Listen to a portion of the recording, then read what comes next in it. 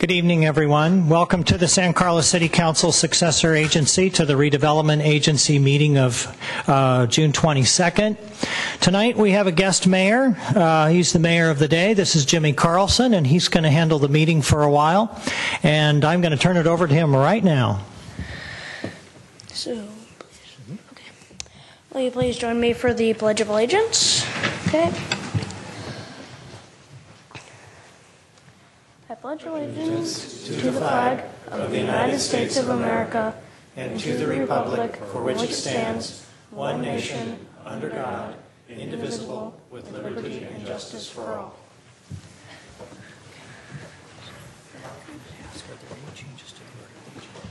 Are there any changes to the order of agenda? Mr. Mayor, if I can request the movement of the handbill ordinance discussion, which I believe is item 10A. If we could move that up, I would appreciate it.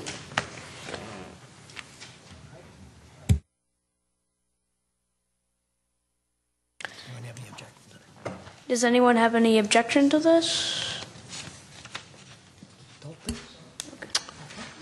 Mr. Mayers, where would you like to take it? After the consent calendar? That's a good idea. So now we're going to go report from closed session. That's Mr. Rubens over there. Just say Mr. Rubens is there. Report from closed session. Mr. Rubens. Mr. Rubens, is that a report from the closed session? There are no reportable items from the closed session, Mr. Mayor. Okay.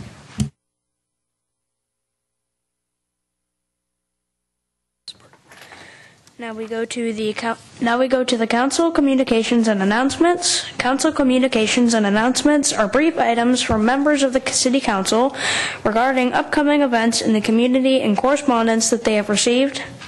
They are informational in nature, and no action will be taken on these items at this meeting. Mr. Grasselli? Thank you, Mr. Mayor. I attended an emergency, emergency operations EOC meeting last week for the county. This is a group of folks, representative from each city in the county as well as the county, talking about emergency services for the entire county. Some very interesting things. We're putting in a new, I guess, a new cell tower up in Highway 35 and 92 area for communications, so especially with the coast. And it'll work out better for emergency services. And we also have a booklet for emergency services that they developed.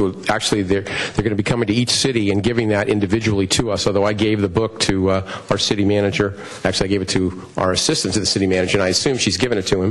If she hasn't, she will now, to just to update, to make sure that everybody in our city knows on our staff what the EOC is doing. I'm trying to think if there was other meetings that I went to. I guess we had a sewer board meeting also with Belmont, Redwood City, and West Bay, and we're proceeding with plans, again, improving the plant, sewage treatment plant, and I think the costs will be more, unfortunately, but they'll be extended out over a period of 4 or 5 more years. Anything else, Mr. Public Works person, that I might have missed there?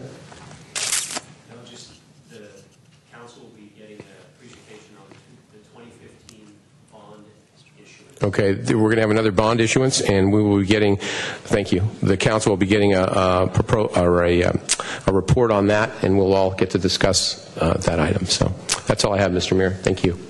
All right. Mr. Grocott? Nothing to report. Thank you. Okay. Mr. Johnson? Nothing to report, Mr. Mayor. Right. And Mr. Olbert? Thank you, Mr. Mayor, but nothing to report. Okay. And finally, Mayor Collins. All right, thank you, Jimmy. Just one item, and we're going to hear about it tonight. Tentative Four Corners Working Group meeting. That's the group that is working on the traffic issues around Carlmont and Tierra Linda, and I'm going to stop there because I know we're going to get a report on it tonight. All right.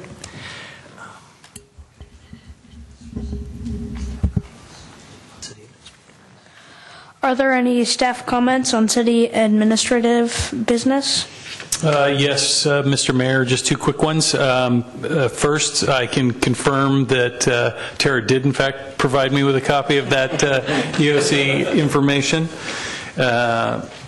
And secondly, we had heard from Cal Water that through the first month of the water restriction period, San Carlos was one of the best water-saving communities of any Cal Water community that they serve. So we have far and away exceeded the 20% mandate as a community.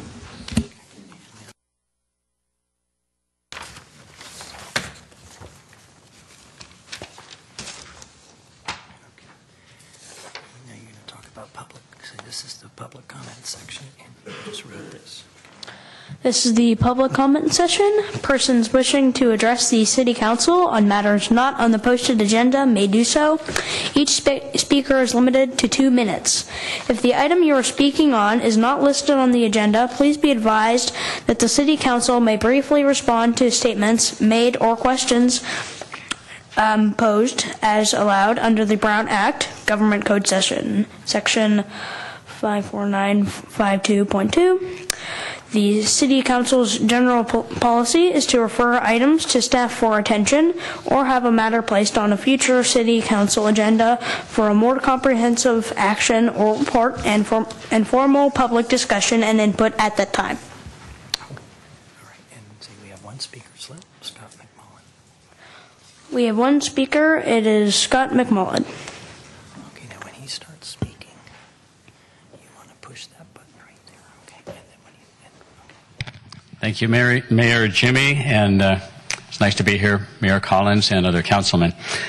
My name is Scott McMullen. I'm a resident of San Carlos, and I'm here to describe a recently developed nonprofit called Sequoia Village. First, it's not a place or a structure. It is a 501c3 nonprofit serving older adults in San Carlos, Redwood City, and Belmont. It's membership-based, it's volunteer-based, and it's community-based. The mission of Sequoia Village is this: to enable its members to continue living in their homes and communities as they age by providing access to support services. Almost everyone wants to continue living in their own homes as they age, but many find that they can't do everything they used to do in order to maintain independent living. That's where Sequoia Village comes in. For a modest annual membership fee, members receive transportation from volunteers, minor home repairs from volunteer handymen, friendly visits from friendly volunteers, and a variety of other services. It's neighbors helping neighbors. And all volunteers are fully trained, background checked, and insured. We have developed good partnerships with the adult centers of San Carlos, Belmont, and Redwood City. They have supported us as we have spread the word on the benefits of Sequoia Village, and we have supported them by pledging to encourage our members to participate in the adult center activities. Our mutual goal is to provide excellent services to help our older citizens enjoy and indeed thrive in our communities for as long as possible. I've left some handouts for each of you, and I encourage you to visit our webpage at sequoiavillage.org. Finally, I invite you to come to our grand opening ribbon-cutting ceremony, which is going to be Friday, July 10th at 11:30 a.m. at the Laurel Street Downtown Park in San Carlos. So thank you very much for this opportunity. Thank you. All right, and then ask, is there any other members of the public that would like to speak? Are there any other members of the public who would like to speak?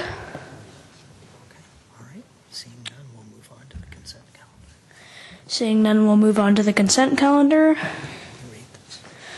Consent calendar items are considered to be routine and will be enacted by one motion. There will be no separate discussion on these items unless a member of the council, staff, or public requests specific items to be removed for separate action. Now we're going to have a motion. Mr. Mayor, I'd like to make a motion to approve the consent calendar, items 7A through 7L, and adopt ordinance 1491, an ordinance of the City Council of the City of San Carlos amending various chapters of municipal code, including chapters 10.48, 12.04, 12.08, 13.05, and 15.36. I second.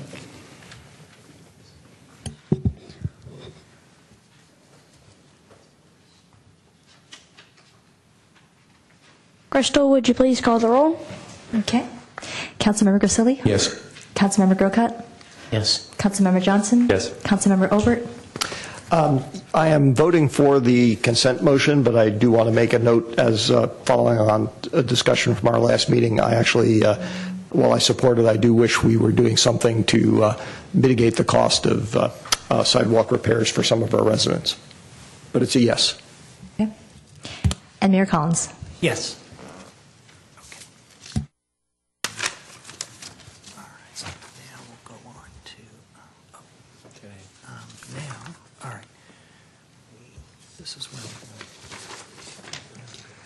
We're going to 10A, right? Okay. So now we're going to talk. We're going to move to unfinished business and just read this. All right. Consideration of introducing an ordinance adding Chapter 5.45, regulating delivery of unsolicited or unsubscribed paper, plastic, or composite materials on private property in the city of San Carlos. And just say this is item 10A. This is item 10A. Thank you, Mr. Mayor. I'll deliver the staff report and answer any questions the council may have. The council has seen this matter a number of times over the past several months, and the purpose of this ordinance is to address a community concern regarding litter and security for residents, among other issues stated in the proposed ordinance. It is conduct-based, not content-based, and the idea is, as I've stated before, is to have a content-neutral regulation of the conduct of delivering unsolicited materials on private property in the city of San Carlos. Since the last time you heard this, I've brought forward an alternate version of the ordinance based on some objections that were stated at the public meeting. So what you have before you is two alternate ordinances for approval tonight. One of the ordinances basically as presented at the last meeting in early May, on May 11th when it was presented. And the second version includes an additional exemption that allows for a content-neutral delivery of for one time per year per person, and person is loosely described not only just an individual but an entity counts as a person in the definitions of the ordinance. The penalties for violation of the ordinance remain an infraction or a civil penalty. There are some presumptions in the ordinance against counting, automatically calling the delivery of something as being unsubscribed. One of the important features of the ordinance is the notice provisions for the refusal of consent registry. That's only one of three methods to notify potential disseminators of these materials that a particular resident is refusing consent to delivery of unsolicited materials. The other two are actually posting a sign on your property, and the third is to honor or to actually request on the disseminator's own program for non-delivery of such materials. The exemptions, it should be noted, really only apply to the notice provisions of the ordinance. They don't apply to the security or anti-litter provisions of the ordinance. So in other words, if someone delivers materials onto the property, even if they're on the exempt list, they still have to deliver the materials in a way that they will not scatter or blow about in the community or enter into the city storm drainage system or other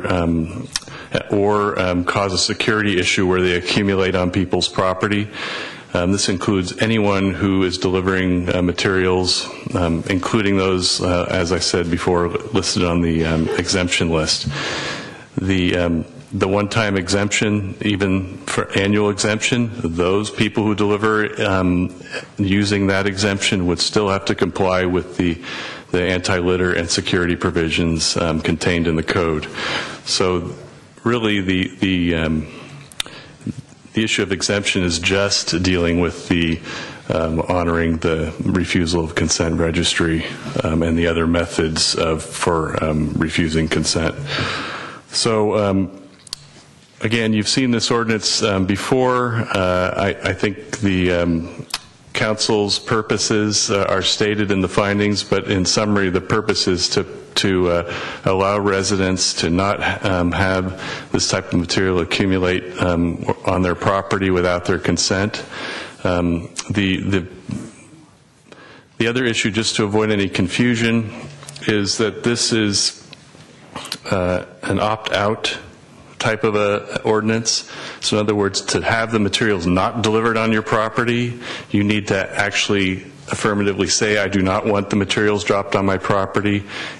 So anybody who is delivering materials, if a particular residence is not on the refusal of consent registry or do not post a sign, they are properties that you can deliver without violating the ordinance. But if they're on those lists, then you potentially could be violating the ordinance. There's one other safety issue, safety valve issue, if you will, that's in this ordinance, that if somebody is delivering materials and someone is on the do not deliver registry or has posted a sign, they can get oral consent to deliver. So there's yet another path to deliver materials on property, even if people are on the list, if they're if the person says orally, yes, I consent, yes, I'd like to have that piece of material, then that would not be a violation of the ordinance.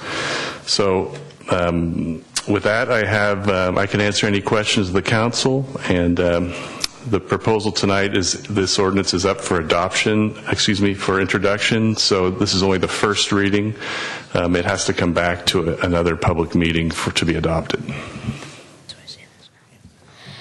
Any questions for Mr. Rubens? Mr. Groka? Thank you. You mentioned, or you used a term about consent to subscribe. As far as election materials go, couldn't there be a presumption that if you're registered to vote, you're subscribing? Well, the exemption let me answer it this way, Councilman Grocott. The exemption that's included in the ordinance for political campaigns and nonprofits is modeled after the do not call registry that's available for phone calls. So it's not designed to regulate the content of the message. It's just designed to recognize that those types of deliveries are infrequent and do not accumulate or in the way that other types of deliveries do. So what we're trying to accomplish with that is to just simply say that those types of materials do not contribute to the problem, but we have, because we are adding that other layer of requirements onto them, they further will not contribute to any of the litter security issues because they still have to be secured and hidden from view. But to answer your question about registering to vote, could that be considered a form of consent? I suppose in a general sense that people who are registered to vote do receive official notices. That's another one of the exemptions. So this could be considered related to that. I haven't stated a finding like that in the ordinance, but it's certainly something that could be argued. Okay, thank you. Mr. Crystal? Mr. Rubens, you have a small little paragraph here in both ordinances for penalties. Do we have any idea what let me give you a couple of examples. Someone complains and it's discovered that there's a penalty. Do we know what that would be? Would be $2, $100? Yeah, the infractions are generally the first offense is $100 under our code, and it can increase if you do it more than once in a year. Then adding on to that question, let's assume that 20 people called and said they threw something on my front lawn and they shouldn't have. Then it would be 20 violations. It could potentially be, but I think as a practical matter, because of the way infractions work, that might not happen that way. It would probably be more like we'd get the complaints and then maybe there'd be one or two that we would actually be able to see or track down and able to cite for them. Well, what I meant is, let's say it's the same company or the same.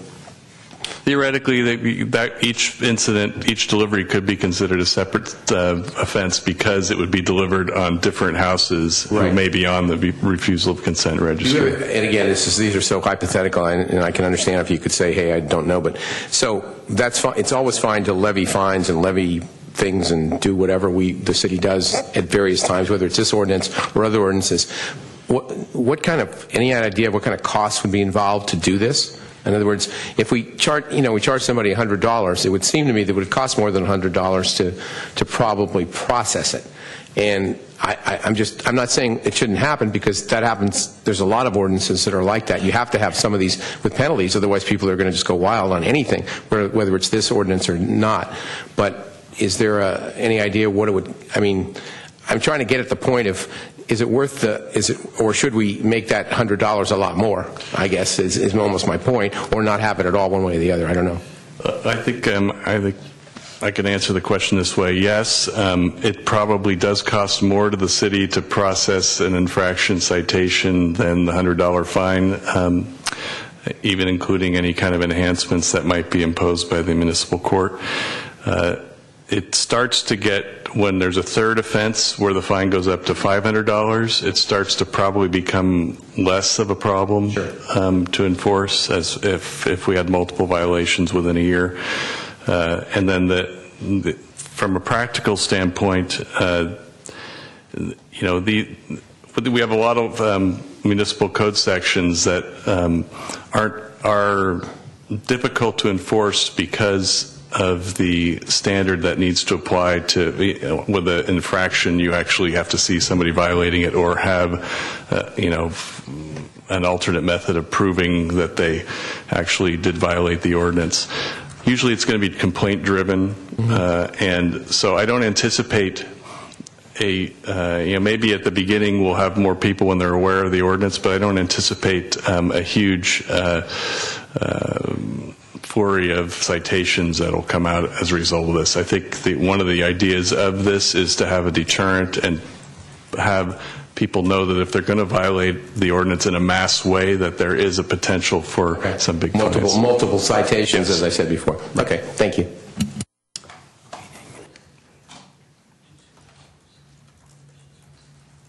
We have two speaker slips. The first is for Wesley Young.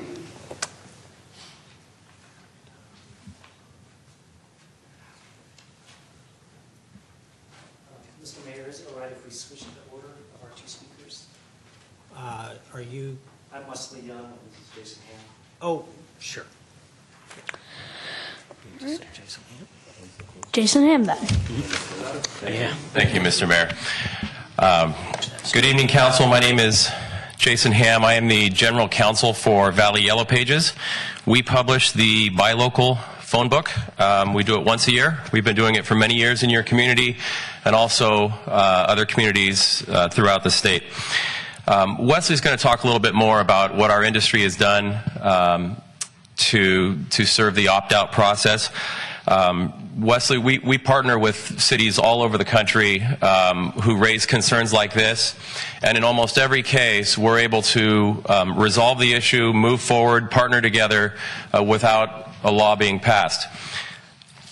Twice, cities have chosen not to work with us, have passed laws that we contended were unconstitutional, and we were forced to file lawsuits. And we don't like doing that. We'd rather partner with cities, but when we feel like we need to, we have. And that was the City of Seattle and the City of San Francisco. In both instances, the lawsuit resulted in the ordinance being completely repealed and in the cities paying for our attorney's fees, in addition to their attorney's fees, and that was substantial. We are confident that this law is also unconstitutional. We've written to all of you and expressed our concerns. You know, again, I don't like to think about that, but if we had to go down that road, we probably would, as I don't see an alternative. It would be extremely impractical for us to have to comply with separate sets of ordinances in all the different communities when we already have invested heavily in an opt-out system that works. Now, if we had more time, we could talk about ways in which we could partner with the city and make that opt-out system more effective, and we would welcome the opportunity to do that. But I would urge you to consider whether one time a year publication that already has an opt-out system is worth it. And if you're going to pass an ordinance, I would urge it to be the one that excludes the annual publications. Thank you. Yeah. Next is Wesley Young. Next up is Wesley Young.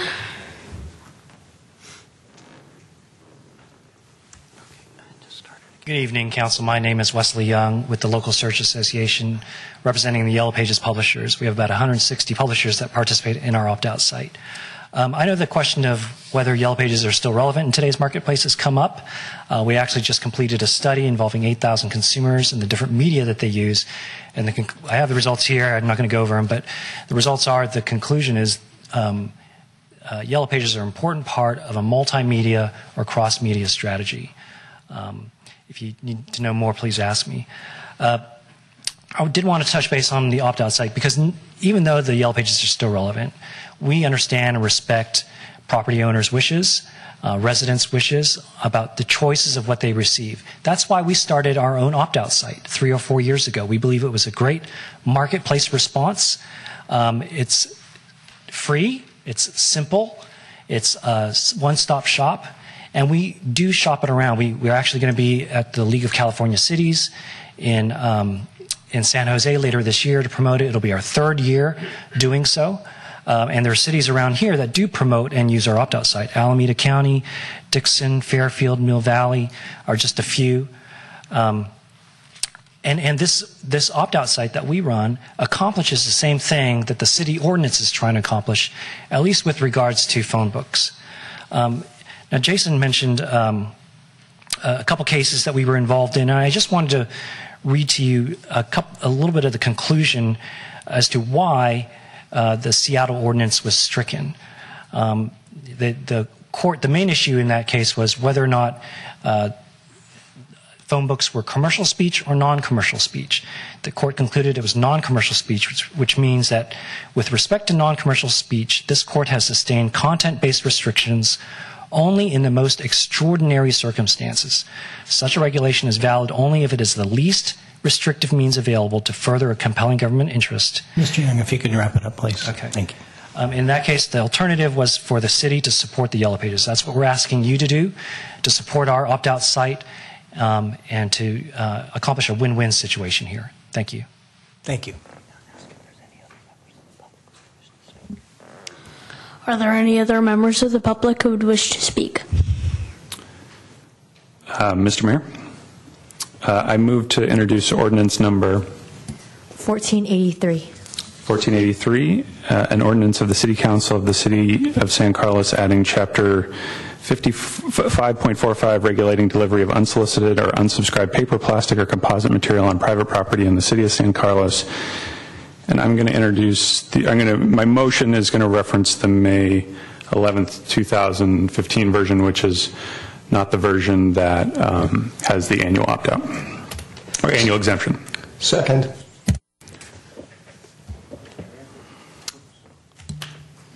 Oops. I'd like to put a competing motion on the table, and that is to make the same introduction of ordinance number 1483, however, introducing the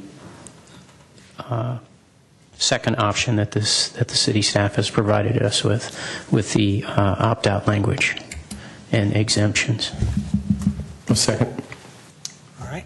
We have a motion second on both of them. Greg, we vote on the second one first? The second one takes precedence over the first one. It received a second, so you proceed with the second motion first to see if you receive 3 votes. Discussion, Mr. Johnson. Mr. Johnson wants to speak. Just say Mr. Johnson. Mr. Johnson? Thank you, Mr. Mayor. So, a lot of the discussion tonight is probably going to be about phone books, but I just want to take a quick step back and talk about why we're doing this, what the process is. So what this came about, the way this came about was a lot of concerns from residents. It started really about unsolicited newspapers, the San Francisco Examiner in particular, and extended to things like the Yellow Pages, things like little flyers that are left on people's doors for gardeners who are soliciting, or other types of services. And, the more we dug into it, the more we realized that as a lot of our lives have shifted online, we have become much less of a paper-oriented society. We're a digital society. I can get, and I do get most of my news, my Yellow Pages and everything on my phone. I don't get it, from this. But there are some businesses that are still out there that are trying to reach residents in San Carlos as consumers. What we're trying to do with this ordinance is not seek to ban this marketing material. We're just saying that if people don't want it, they should be able to say, I don't want it. And there's a lot of precedents for this. I've talked about this in the past. So Congress passed a national do not call ordinance. Everyone remembers the days in the 80s and 90s when you used to get calls in the middle of dinner saying, do you want to change your long distance service? Nobody gets those calls anymore because Congress said, if you don't want to receive calls from marketing, from solicitors, you can get your name on the list. There's a law around email spam. Every unsolicited email has to have something in the footer that with one click you can unsubscribe from the list. So, the federal government has done a lot to be able to say, hey, I don't want all this marketing material in my life. But because of some nuances in the law, it is harder to pass a law to ban someone from throwing this. And I actually got 2 of them this past week, so one with a paper bag and one without. Than it is to get your name off of a do not call list, or get your name on a do not call list, or stop email spam. So, and the impact to the community is real. I mean, Greg mentioned it, and the reason that we're doing this is it creates a nuisance. It creates litter, particularly during rainy periods of time, the stuff gets sogged down. It's wasteful.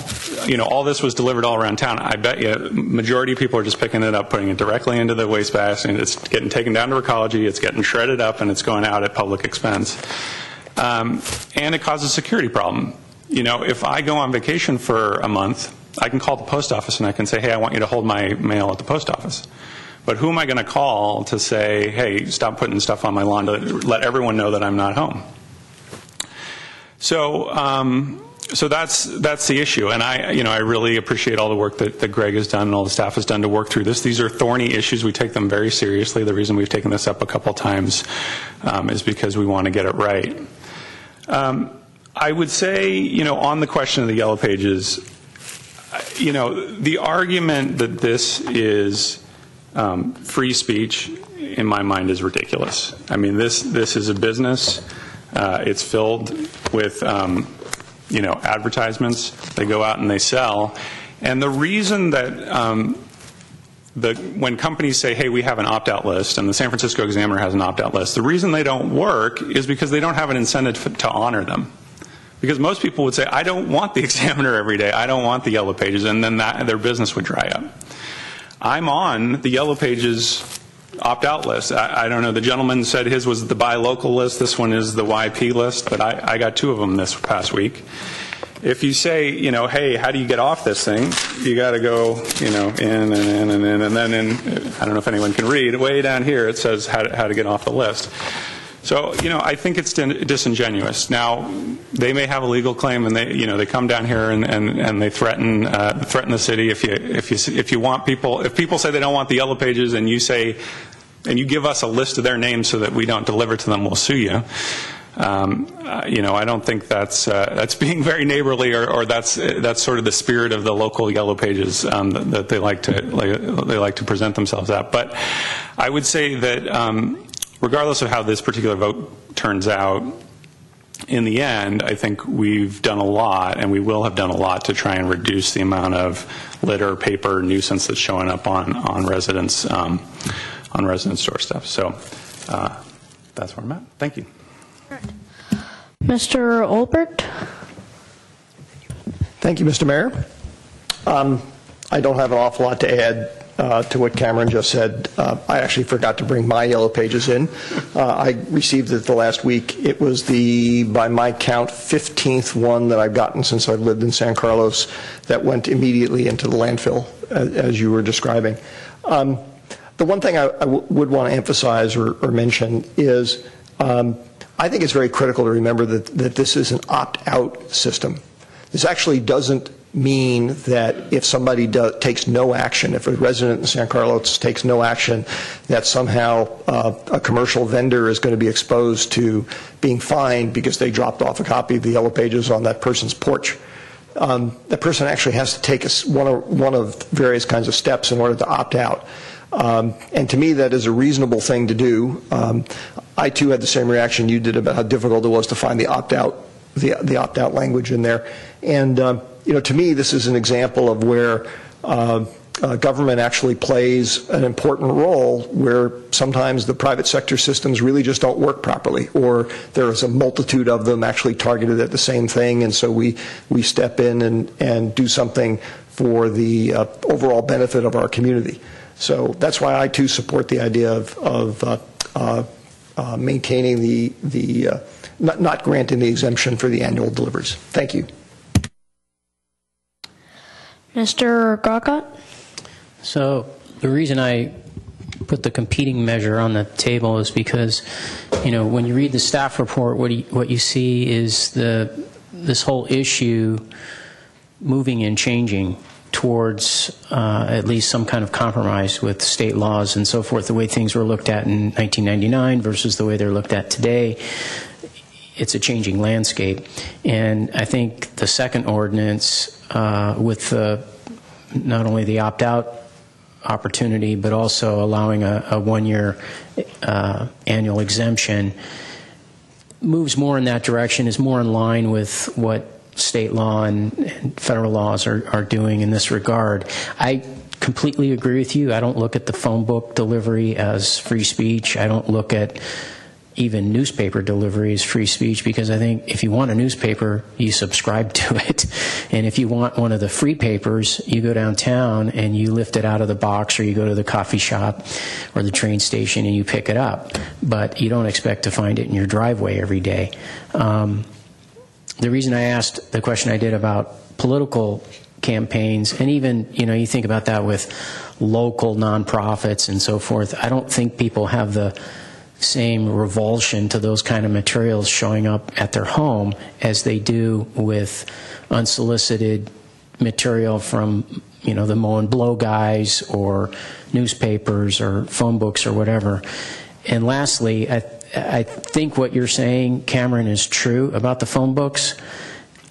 And in fact, I think it's so true that market-wise, it's not going to be an issue in 5 years because they won't exist. Now, I could be wrong about that, but at least if we vote on the second ordinance, the competing ordinance, or the competing motion, if we vote in favor of that, it just allows us time to let that happen and see what the market's going to do. And if nothing else, I know part of the reason that we're doing this is because we've gotten actually a lot of complaints relative to how we get complaints. I mean, how many complaints do we get anyways? But, when you've got a number of people complaining about the same thing, if it's 20, to us, that looks like a lot. So when you have that kind of thing going on, as a council, you want to work for your citizens and try to do the right thing. And I think the competing motion gets us going in that direction and would relieve the concerns of a lot of our citizens and what they're complaining about. Mr. Grisilli?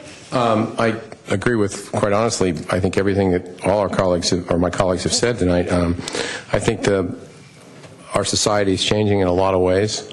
But there are certain, I don't know, I was trying to find the middle ground on this, and that's why I voted the last time, and why I'll vote this time for the same, for the exemption, is trying to find a compromise to this issue. And, you know, it doesn't faze me when someone comes up and says, we're going to sue, because that can happen every day of the week. But it does faze me if what we're trying to do is accomplish a certain goal in a certain way. And I honestly believe this is a compromise way to do it. I think this will get us started on the path. Mr. Rubens' ordinance, he spent a lot of time on this to work on it, and I believe it's going to be a positive situation. Okay. Now, just say any further discussion. Any further discussion? If not, Crystal, please call roll. Councilmember Grisilli? Yes. Councilmember Grocott? Yes. Councilmember Johnson? No. Councilmember Obert? No. Mayor Collins? Yes. Okay. All right. And with that, we are going to thank Mr. Carlson for joining us tonight. And let's give him a great round of applause. You did a fine job, don't you? In fact, Mr. Carlson, I'll mention to you that you might be a little young, but there is an election this year. Good job. Thanks. Thank you. You did a great job. Through the chair. Thanks again, Jimmy. Good job. Just when you're done. Yes. Because we don't often have competing motions on the table like that, I just thought it might be nice for the public for there to be a clarification on exactly what it is we voted on.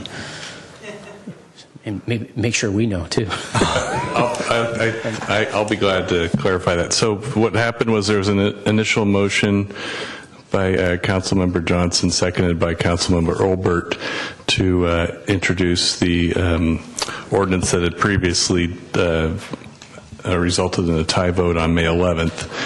Then Councilmember Grocott, seconded by Councilmember Grisilli, proposed a substitute motion which takes precedence to introduce the second version of the ordinance that was prepared for tonight's meeting, which included an additional finding and the annual addition of an annual exemption. So that was introduced tonight, and at a future meeting it will be put forward for adoption. Great. Okay. Now we're going to go back to reports to council. This will be now item 8A. The reports to council are updates on key city projects by city department heads and staff and city council subcommittees. They are informational in nature and no action will be taken on these items at this meeting. Al Savay. Good evening, Honorable Mayor, members of the City Council. As part of the San Carlos Transit Village process, it was disclosed that the site previously contained a variety of commercial uses that used underground storage tanks and resulted in some contamination at the site there. And in preparation for the Transit Village project, a site management plan for cleaning it up was prepared by a group called West Environmental Services and Technology earlier in 2015.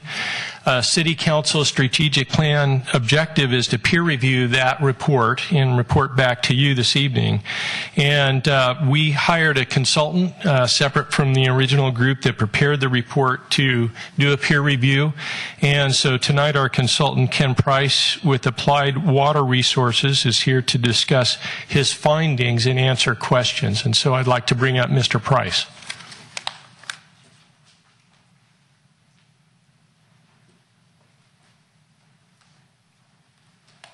Thank you, Al. Good evening, Mr. Mayor and Council. Again, my name is Ken Price, and I'm Senior Environmental Consultant for Applied Water Resources. and did the principal review of the site management plan prepared by West Environmental. The site management plan is a document that encompasses about 5 years of studies and presents remedial action plan for the cleaning up of the site. These include soil excavation, off-site soil disposal, the characterization and management of that material that's being off-site and disposed, vapor management, vapor barrier, system testing and indoor air management, groundwater management, institutional controls, and contingency plans. Contingency plan is there because as we do environmental studies and come up with remedial action as the site management plan has, there's generally conditions found in the field that generally expand over what we found. You cannot do enough drilling to define it down to the square foot, and there's always something that pops up, and the contingency plan is there for that. Institutional controls are those controls that do not mitigate but enhance the health and welfare of the public and the protection of the waters of the state of California. In this case, the institutional controls would be soil vapor barriers for the construction of the buildings to minimize and decrease soil vapors from the contaminated soil and groundwater that would enter the building. They would be captured in a engineered design system, run through a carbon filtration system, emitted into the air through permit through the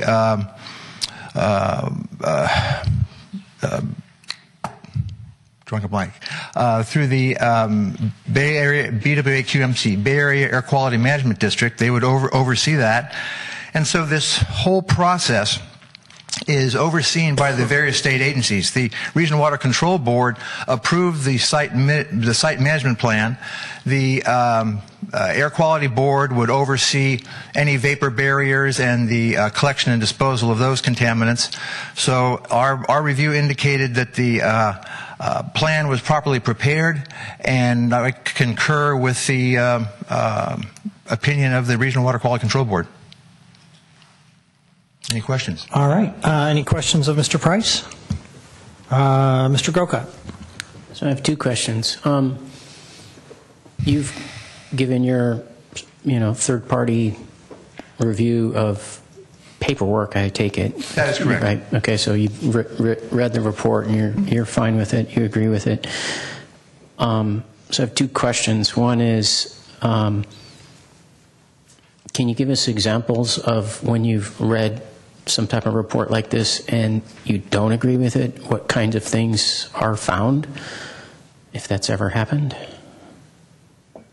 I have not done a peer review that has been previously approved by a state agency, either the Regional Water Quality Control Board, DTSC, or a county agency, and found it to be deficient in technical competency to mitigate the issues that the reports address.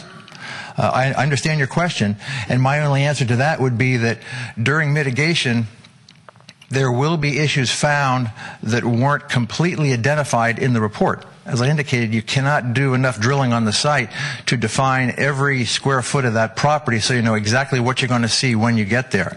That's why the drilling is done to define it, define the contaminants, look at the contaminants of concern from a concentration standpoint, define a plume in the soil and groundwater, and then mitigate that. And so the groundwater plume or the soil plume may be a little larger or a little smaller than the report identifies, but the mitigation plan will address that.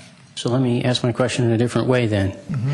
When you read these reports, you're trying to look at it with a critical eye. What are you really looking for? Looking for misses, things that they didn't test for, contaminants of concern that were overlooked in the investigation, and I found nothing to those effects here. So contaminants of concern, how would you know without doing site testing if they're there or they are not there? Well, there are documents out there, Phase 1 environmental site assessments, that oversee and present information regarding the companies that were there historically on the site and their business activities.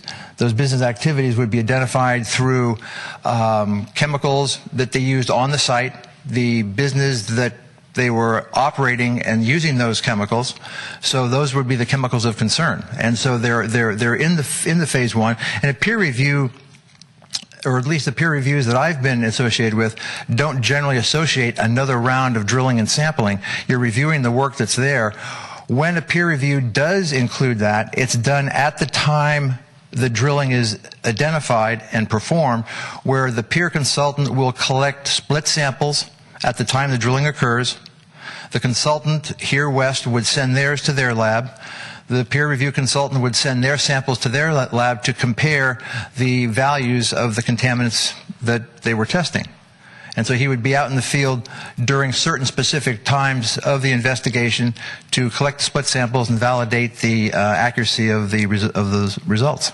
So I have a follow-up, and then I'll get to my second question, which I think you've already answered, but I'm going to ask it anyways, just to make sure. So what you're saying is your expertise in part is that you know certain industries and their activities of the past, and therefore you know different chemicals and ground poisons and so forth that ought to be looked for, and if those have been addressed, then everything's given the all clear. Well, I wouldn't know them personally, but in the preparation of a phase one, which is done under a specific guideline, you go through files and records that are held by the local fire department and the county, because the individual company that is in there has to have a hazardous maintenance plan submitted to the fire department and or the county, so that in the event of an accident at the site, the fire department goes to that site, knows what chemicals are there, and will fight the fire accordingly without causing more problems by adding water to something that they should use foam on. How long have those policies been in place, though? Going back how far? Well, that you have a business and they have to notify the fire department that we've got this or that on site. That probably goes back to the 60s and 70s. Earlier than that, we go through records of companies, of what they've done. There are historical records that identify not maybe every chemical that was there, but the industry that was identified on the site and what they did, what they made, and from that we can determine what chemicals should be there and what to test for if we can't find them in the public record. Okay. And then my second question, can't believe it's taken all this time to get to my second question, but Bob can believe it. Now, understanding that this is just information for us, and we don't really have jurisdiction over these things in any direct fashion.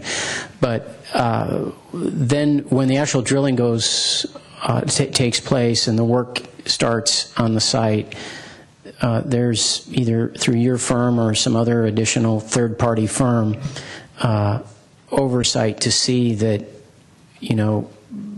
things are being done correctly, tested correctly, and so forth. Correct? Yeah, when the peer review is at the site during the drilling. So there'll be a consultant is hired to do the work, and either the consultant would be hired, let's say, by the seller of the property, and the buyer would hire his consultant to oversee the field work to make sure that it's being done correctly. So that because the buyer and the seller have different agendas sometimes, and the seller wants to make sure that the buyer's consultant is doing things correctly, so his consultant will come out there, oversee what's going on, collect the split samples, not tell them what to do, because what that consultant is doing has already been approved by the overseeing agency, here the Regional Water Quality Control Board, or in other instances a county agency. All they're doing is collecting split samples to validate that the material was collected correctly and that the results are compatible across the board. Okay, thank you. All right, Mark? Thank you, Mr. Mayor. One of the things that I came away with after reading the material, which was actually quite interesting, I think from a layman's perspective, there's a sense when you read something like this of identifying various types of noxious chemicals and discussions of, for lack of a better term, sort of acceptable levels and whatnot. The layman's perspective is, well, wait a minute, why isn't the acceptable level 0? In other words, why is the goal not simply to eliminate all of it completely? I'm a little familiar with some of that from having spent a number of years working in the pharmaceutical industry and dealing with clinical trial design and whatnot. But for the benefit of the general public, is there a way that you can briefly explain why the rules are not always take it to zero? Okay.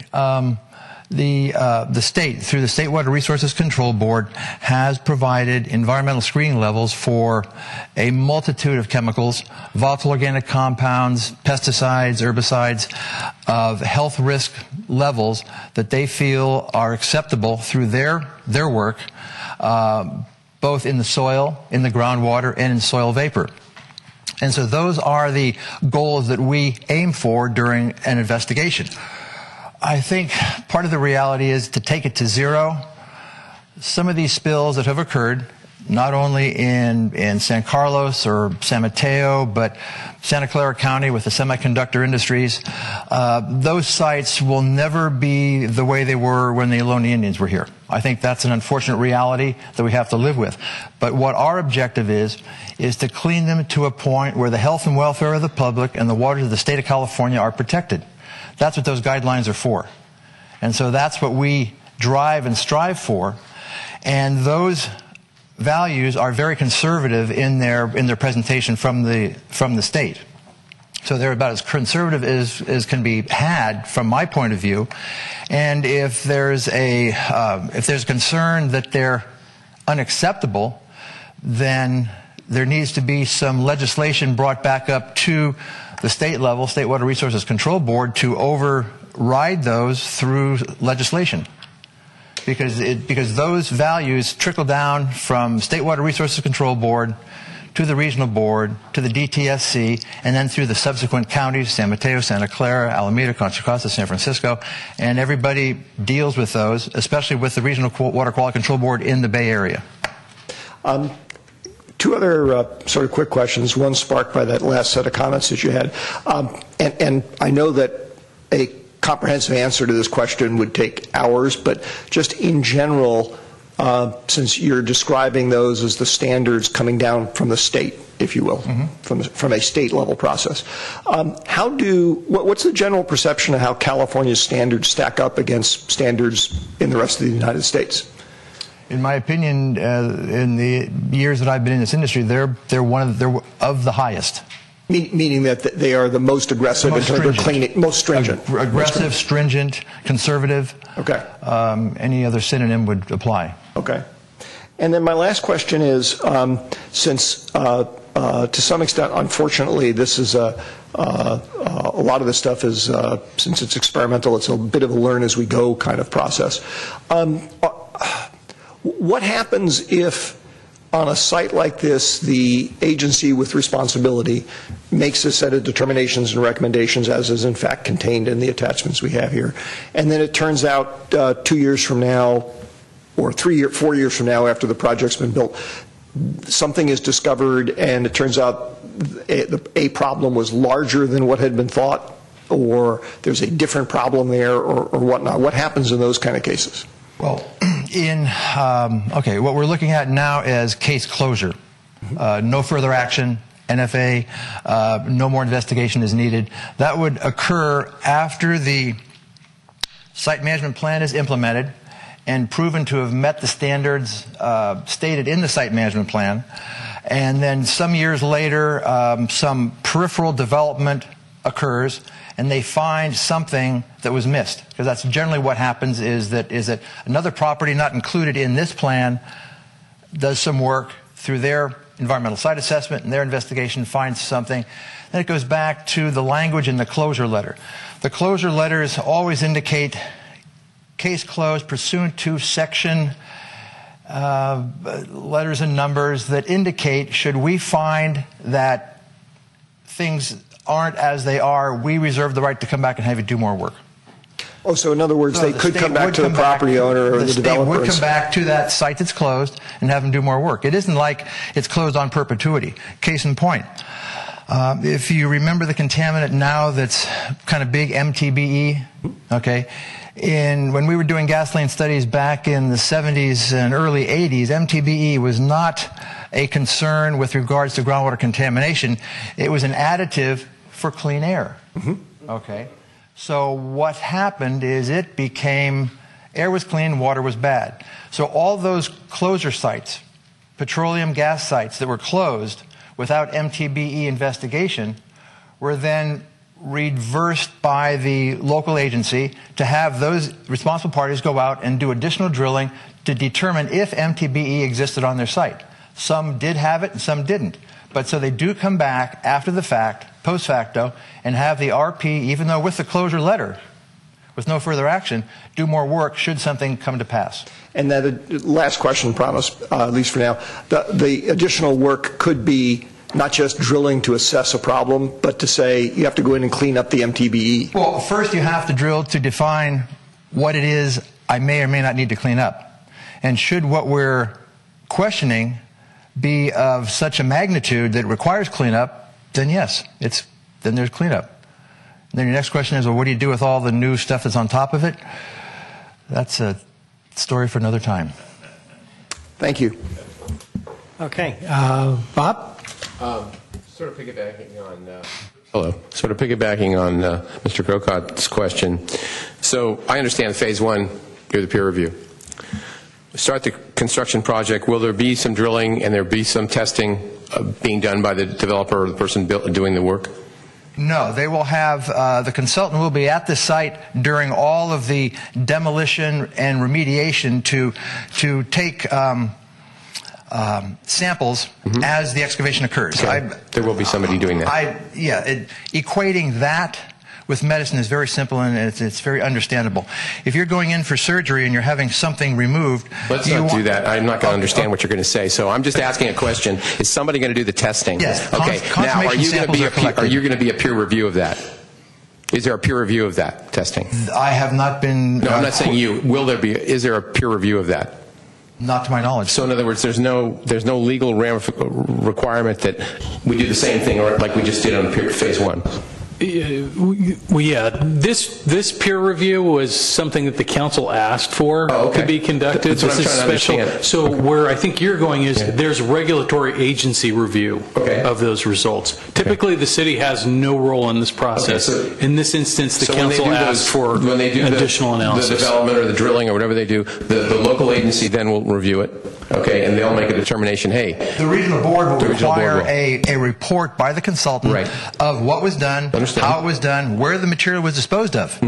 Didn't go in my backyard, it went to a certified landfill. Sure. Okay, and all the test results to prove that they did meet the qualifications of the environmental screening levels. But there's no requirement for a peer review of that? Not to my knowledge. Under the state environmental law or anything? Correct. Okay. I just wanted to understand if this was our we could do that. I guess we could require that, but we didn't... Well, I mean, there's no real. We should. There's no really requiring it. You paid for it. I mean, you essentially paid to have a consultant do a third-party peer review on a project that's happening in the community. The council doesn't have jurisdiction. Okay.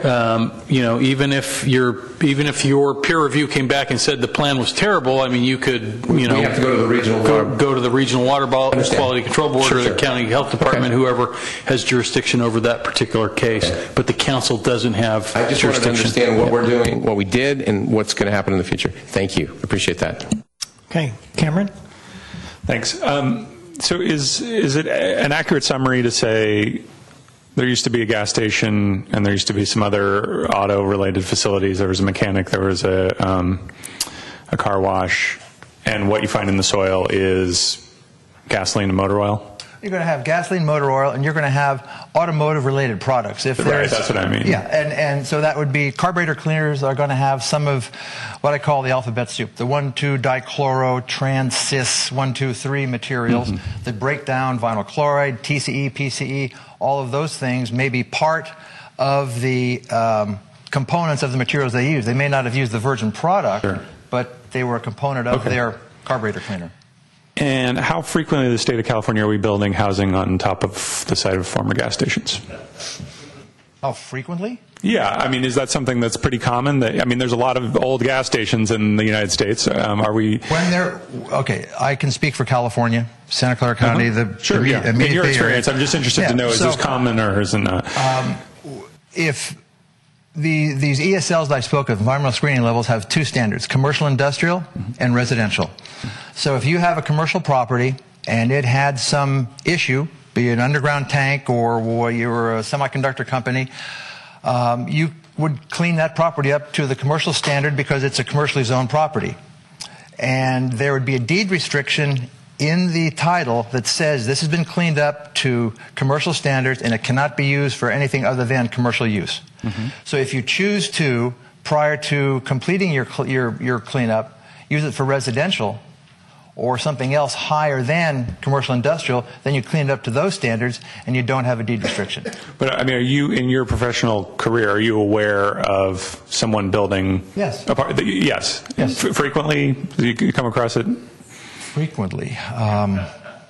I'm just trying to get a sense of is this a novel thing or is this, and to the degree that this is more common, is the proposed remediation of soil removal and vapor barriers what people are doing out there when they take a gas station and they turn it into housing? Oh, absolutely. No, that's what's happening in the Silicon Valley. In the 70s and 80s, all our chips were made there. Things changed. They went offshore. So now the valley is being used for other industries, and those industries require people to be on the site. They're used for churches and schools and daycare centers and everything. So they're cleaned up to a different standard. They're cleaned up to a residential standard for that particular activity. And so what we are identifying here with soil vapor, soil remediation, groundwater pumping and treating and cleaning up is the standard way to get these things done.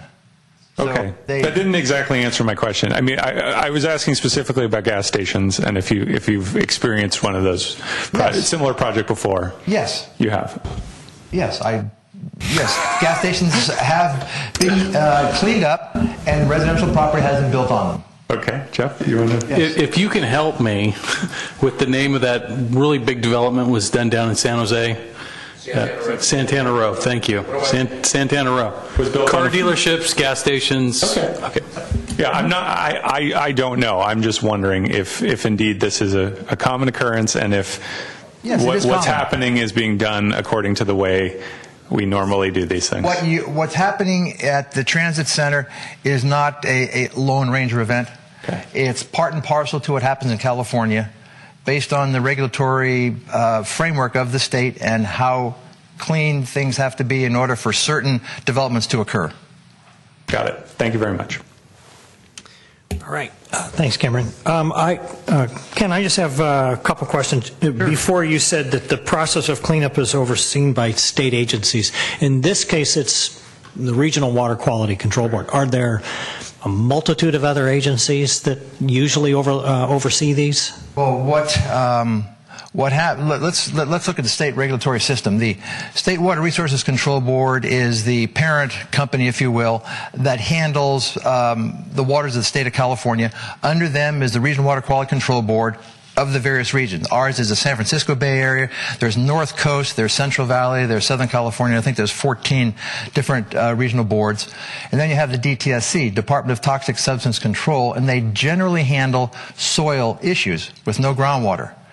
And then down from there, you have the county agencies that are under the jurisdiction of either the DTSC or the regional board, and determining who takes over the project would be a dealing between the Regional Water Quality Control Board, in this case maybe San Mateo County Environmental Health, and the responsible party determining who's to be in charge of the overseeing. And in this case, because of the size of it, it looked like the regional board was selected as the overseeing agency of concern. So it could be, if this was Santa Clara County, it would be Santa Clara County Environmental Health that could have been involved in it over and above the board. Okay. The last question I had was, who determines what's acceptable, an acceptable level of risk? Cancer risk of 1 in a million. That's pretty much the standard, that's the standard for the health risk. Okay. Yes. All right. Okay, thank you. Matt, you had another question? Yeah, just one more question. I think we do have, even tonight, people in the audience who are concerned about this project and the environmental cleanup on the site. So could you just say, for the sake of the public, if they have further concerns, obviously it's already been stated, we really don't have jurisdiction, this is an information item, who should they go to? they can go to the Regional Water Quality Control Board. I mean, that is the agency that approved the site management plan. They will be the ones that generate a no further action case closure letter upon the completion of all the work that's identified in the management plan. And so any concerns of the kind that you're discussing has to be brought to them. Okay, thank you. Okay, thank you, Ken. All right, we do have a speaker slip. Paul Mangianetti. Come on up, Paul.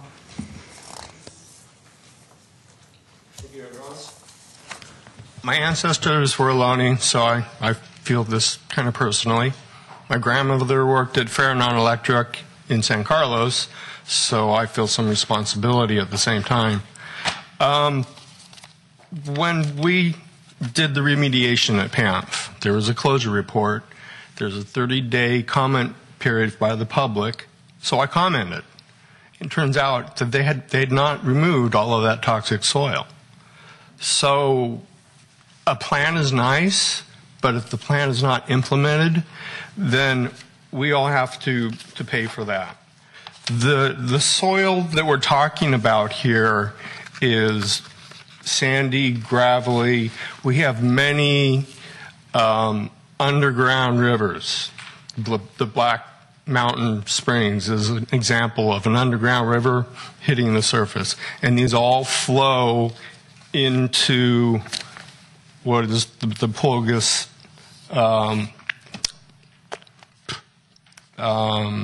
watershed, the Pulgas watershed. So this, taking me back, this is 5 years ago. These are the same contaminants that were there. I pointed out at the time that they seemed selective in where they tested. For example, they've used for decades, they've used, not recent decades, but 40s to probably the 70s, lead arsenate as an herbicide. But they didn't test any of those areas for arsenic or lead. They tested them along the road where they're less likely to be. So I am skeptical about the original data. Paul, if you can wrap it up. Okay. In the end, what's going to happen, here's the Pulgas Water Station. This is the Pulgas Watershed.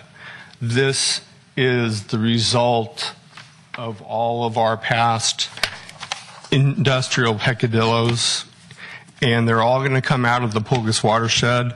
It's kind of ironic. We have this to talk about, and we're going to consider an annual property assessment for national pollution discharge.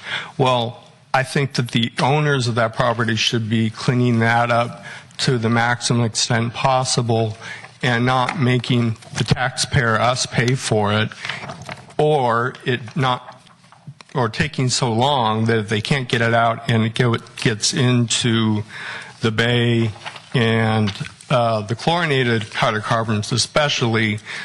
Paul, you're way over, so thank you. Appreciate it. One final thing, an email from Samtrans saying that by doing this, they were able to lower the cost of their remediation from $4 million to $1.5 million. Okay, this is not about protecting our health. It's about money. Thank you. So. All right. I don't have any other speaker slips. Is there anyone else who would like to speak on this item? Okay. This was a report to council, right? So. No action on this. Okay. Moving on to item 8B. Mr. Mayor, if I may, I apologize to my colleagues, but feeling a little under the weather, so I am going to depart. Wishing you the best of luck. We hope you feel better. Thank you. All right. Thank you, Mark.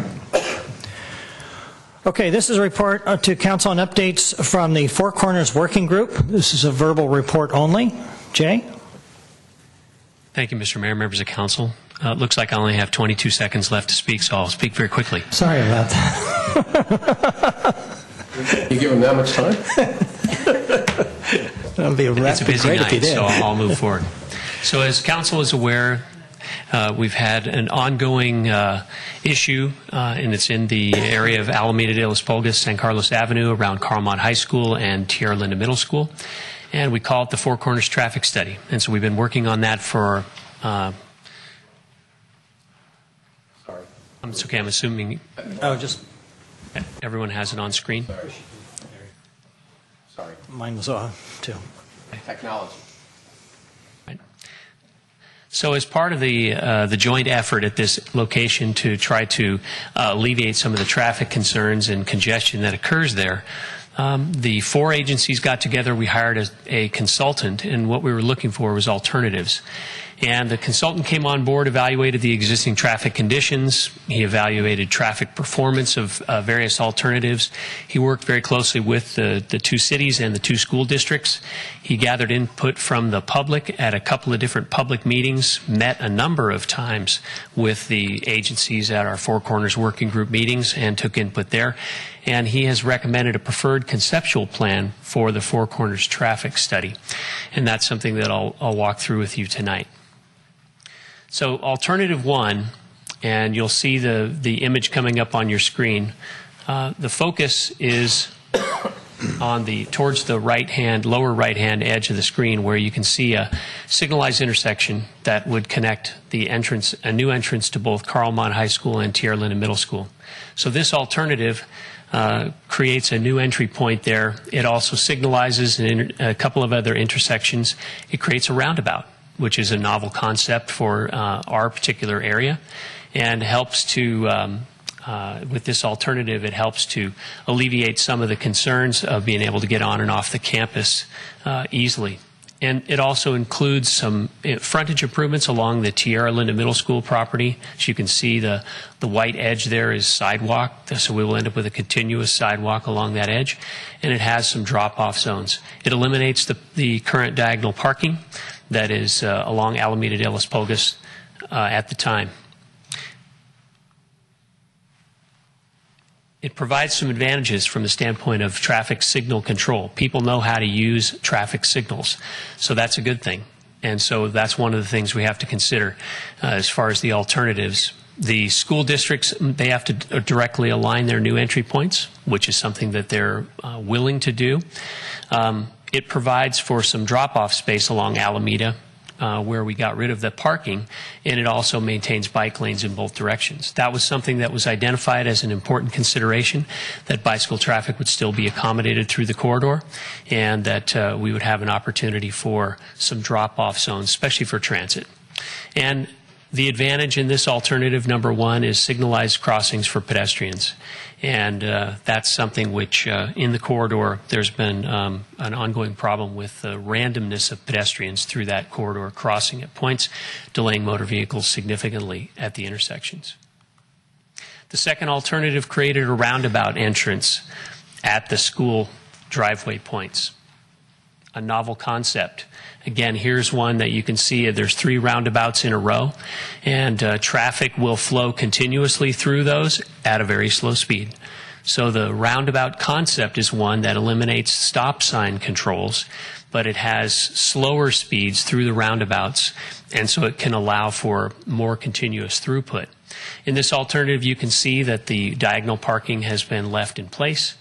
There's bike lanes maintained through the area. The sidewalk along Tierra Linda frontage is also included.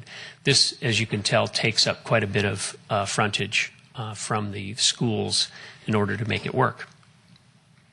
So the school districts have to align their access points. There's a significant cost for that property and the construction it would take to build the roundabout. Again, you have an advantage of roundabout operations with less queuing and smoother flow. The pedestrian crossings, there are refuge islands for pedestrians to cross at the various points, and this alternative doesn't do a whole lot to get rid of that randomness of the pedestrian crossings, which interrupts traffic flow. So the consultant's recommended alternative was alternative 3, and that was to create a continuous median along Alameda de los Pulgas from Cranfield Avenue down to Chula Vista. And you can see the entry points into the school properties. Those end up being right turn in, right turn out only. So there's no crossing traffic going in or out through that location. There is a pedestrian crossing there, and it was clearly communicated in our most recent meeting that the implementation of crossing guards for pedestrian assistance is going to be a very important component of whatever gets built. Along here you can see the diagonal parking has been removed and has been replaced with on-street parking and drop-off zones. There was some discussion about the drop-off zones and whether or not they were really valuable along Alameda de los Pulgas, the idea that perhaps drop-off should occur on campuses. That's something that both schools have to consider, making sure that they have room to be able to accomplish that. One thing to note in the lower right corner is the roundabout at the intersection with Cranfield Avenue. This has been a problematic intersection for a number of years, and part of solving the problem there is the idea that we reroute the high school driveway traffic away from that intersection. And I don't have a pointer to a laser to show you on here, but essentially what it does is it crosses over in front of that new gym area through the parking lot to where it can go right out of the entry on Alameda. So we significantly reduce the traffic on Cranfield and from the churches, and they can enter the traffic stream via the roundabout, a much more easily accessible point for traffic in that area.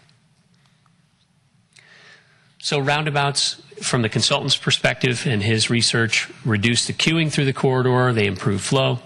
We again have our sidewalk that is being provided on the Tierra Linda Middle School side. We maintain the bike lanes. We end up with some on-street parallel parking, and the transit, Samtrans has a space for new bus stops. They indicated that that's a very important component for them. And again, pedestrian crossings.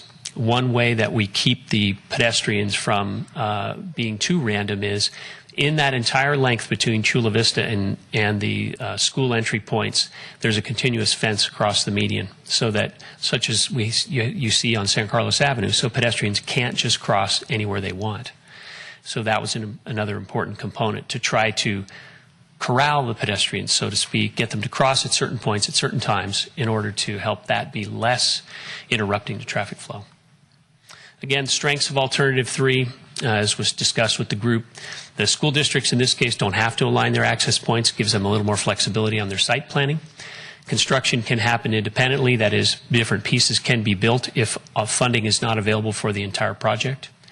And the new school access points don't have a 24/7 access control on Alameda. That is, they don't have a traffic signal that is green most of the time when there's no use from the school site, and they don't have the significant cost of construction for a roundabout there.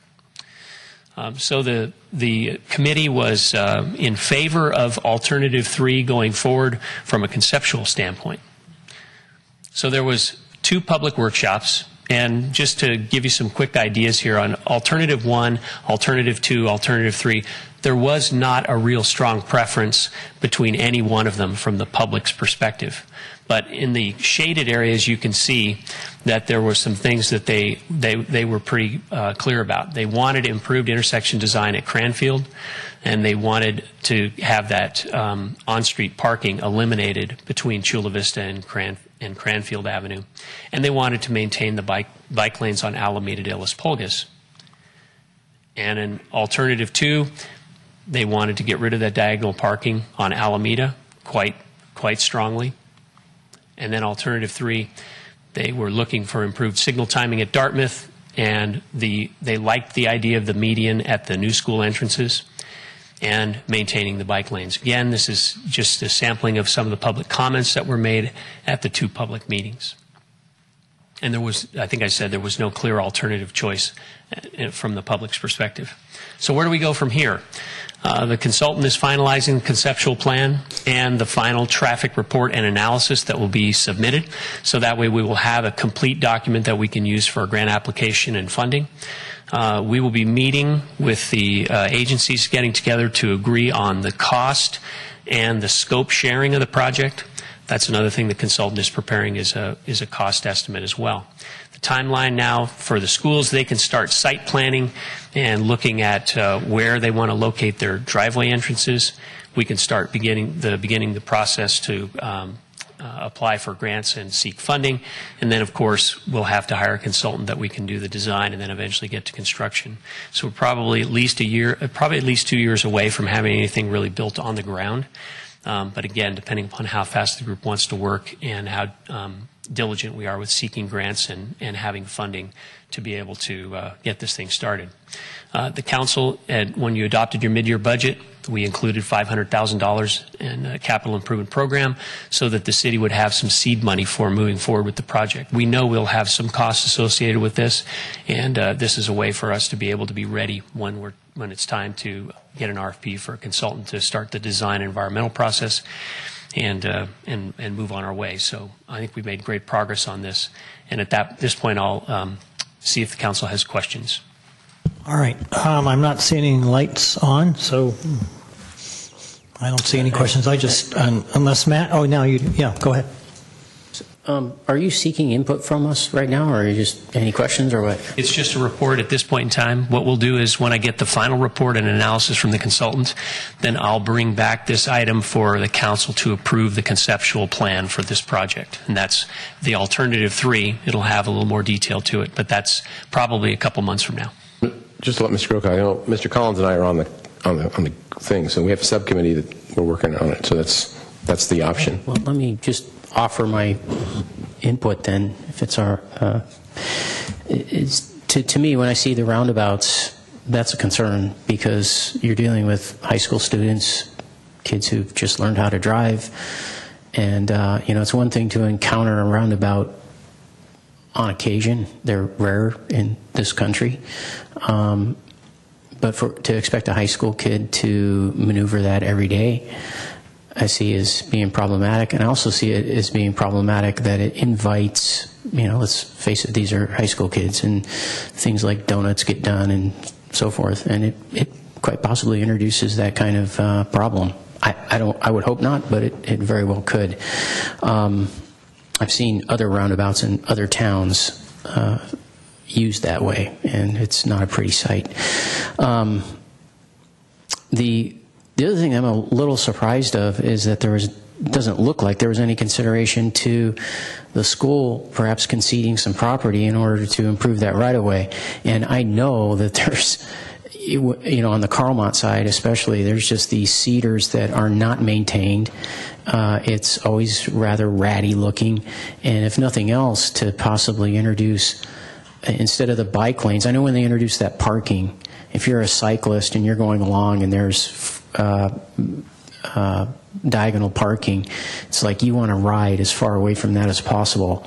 And so to introduce a bike lane that would be on the front end of the cars where the cedar trees are, a concept like that could have been something really nice. But I don't know if it's too far along to think of that or not. But through the chair, the alternative eliminates the the diagonal parking. Okay, completely. And both schools are going to be giving property up, right? That's correct. So just to let you know, that is going to be happening. So, okay. Yeah. And I'll just say that the whole concept of roundabouts has been discussed extensively for 2-3 years now, and there's a growing body of evidence that they work very well. You bring up an interesting point. It hasn't been brought up before. That's probably something that if there's news or studies that have demonstrated that, we probably ought to find out about them. But through the chair, I think isn't the center of the roundabout going to be raised? The center of the roundabout's raised. So it's not like a flat. Oh, I know what they're like. Okay, well, I just want to make sure because I've seen them flat. Yeah. But this is going to be a raised thing, so for them to, well, again, people can do anything they want, right. But yeah, I understand. Certainly look into the. We'll be checking on the research for that. And again, I think there's a good portion of this that's going to have to be education and outreach, so that we know kids will be kids, and we know they're inexperienced drivers, but we hope this will be a good example for slower speeds and a more controlled environment in that way. And Matt, no, the process is not so far along that any input, that we're not taking new input. So it's, any input at this point is listened to. So, okay. Thanks, Jay. I don't have any speaker slips, but are there any members of the public that would like to address us on this item? Okay. All right, well, that was item 8B. We are now going to move on to a public hearing. 9A is a consideration of introducing an ordinance amending Section 10.32 of the San Carlos Municipal Code to add Section 10.32.226, restricted parking, East San Carlos Residential Parking Permit Program, adopting a resolution approving the pilot East San Carlos Residential Parking Permit Program, and adopting a resolution appropriating $98,000 for the implementation of the residential parking permit program. It's a nice title. Mr. Mayor, members of the council, my name is Elaine Costello. I'm the Special Projects Director, and I think as has been said about 4 times, we are now talking about the East San Carlos Residential Parking Program. And as you know, this was a condition of the Transit Village project approval, which required implementation of a residential parking program. The council also included it as one of your strategic objectives for this year. And in December of 2014, residents from the East San Carlos neighborhood submitted a petition requesting a parking permit program and laying out some of the requirements that they would like to see in the program. In February, we reported to the council on an update on kind of the program development and what we saw, some of the key issues, and then started to meet with the community. We held our first Greater East San Carlos community meeting in March of 2015, and we had folks who came put dots on indicating where they lived in Greater East San Carlos. So we had about 55 people at that meeting, and we got just a tremendous, we have an attachment that lays out some of the responses we got from that meeting. We got a lot of very, very good and detailed input on what people saw as the issues and some of the alternatives. We then worked on it, and staff from the Public Works Department, the Community Development Department, the Sheriff's Department, the City Manager's Office, all worked closely together to devise a program that met the community's objectives and also was something that would be could be implemented by the city. So we met again with the community in May of 2015, and we also had a and we have attachments describing some of the input we got at that meeting, and we had a Shape San Carlos forum on this issue. So we've had a lot of really very detailed and thoughtful input into this pilot program, into the program. And one of the things that came out of that input was the idea that we should do this as a pilot program for the area south of Holly Street. And the reason for that was that's the area that is currently most impacted by parking by commuters and also local businesses. And also, we felt like there was so much discussion, it would be good to be able to do this for a pilot for a year and see how it works, and then refine it before it's used throughout the Greater East San Carlos neighborhood. And so we also divided the area into 2 zones. Let me see. There we go. Basically, there is a residential zone, which is shown in yellow on the map, and a business zone. And the thing that distinguishes the two is that it's yellow, it's residential in front of residential units, and it's blue in front of businesses. And the community was incredibly helpful in terms of helping us really define where the residents were, where the businesses were, and making sure that that was accurate. So what we came up with as a proposal that's shown in the attached ordinances and programs, for the residential zone, from 7 a.m. to 7 p.m. Monday through Friday, parking would be restricted to 2 hours unless you have a permit.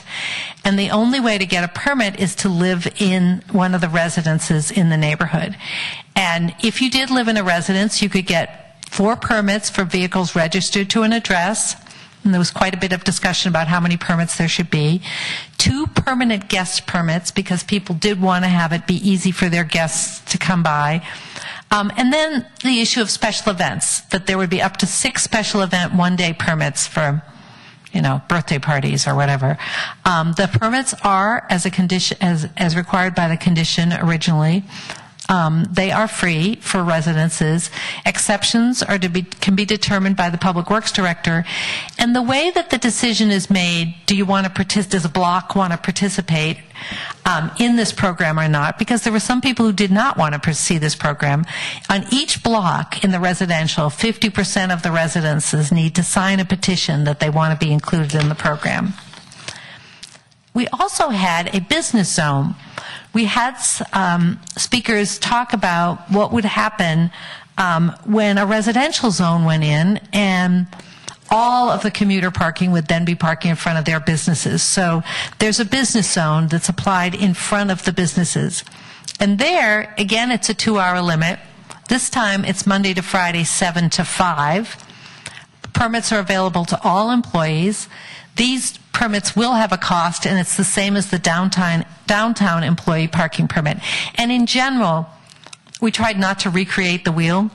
So we tried to stay consistent with the downtown employee parking permit for the business zone so that we don't have slightly different fees and slightly different requirements in different places.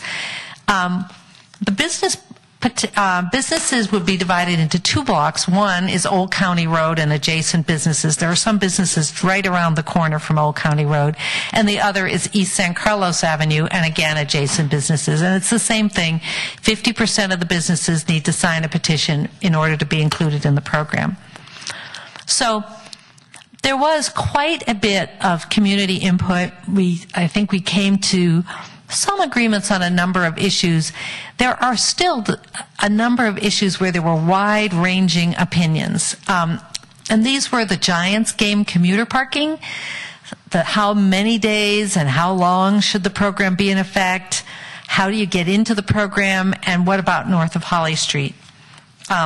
They were just, and I want to go over some of those because those will be some of the things to look at carefully as the pilot program moves forward.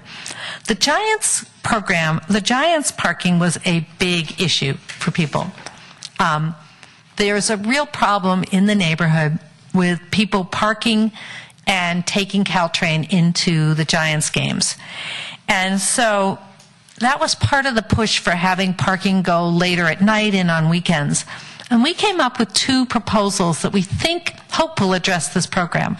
What problem? One is that the business zone parking along Old County Road and East San Carlos would end at 5. The hope there is that people want to park, who are going to park in the neighborhood, would then park in the business zone in front of the businesses, which would not need the parking after 5, and not in the residential zones. And the Samtrans parking lot is going to be moving south, and that will have 100 free parking spaces available on holidays, weekends, and after 6 p.m. on weekdays. And that would be available for people who want to take Caltrain into the Giants games. So the idea would be that the city would erect, reader boards would be erected on the streets to direct people to those free spaces, with the goal that they would park there versus in the neighborhood. And that would be available as of next spring. So not for this year's baseball season, but for next year's baseball season. So that gets us to the next issue, which was how many days and how long should the program, the 2-hour restriction, be in effect? Residents expressed an interest in the program running until 8 p.m., some actually 24 hours a day, including weekends. There were some lighthearted moments at our meetings where people said, well, what would we do then on Super Bowl Sunday? We wouldn't want to have to restrict parking. So, but anyway, when we really came up with these ideas around the Giants and how to address that, that seemed to be the major push behind having the longer hours. And we went back to the original proposal from the neighborhood that it be from 7 a.m. to 7 p.m. But this will be an issue that should be looked at, continue to be looked at closely during the pilot program. The next thing that was an issue was north of Holly Street. I don't know why.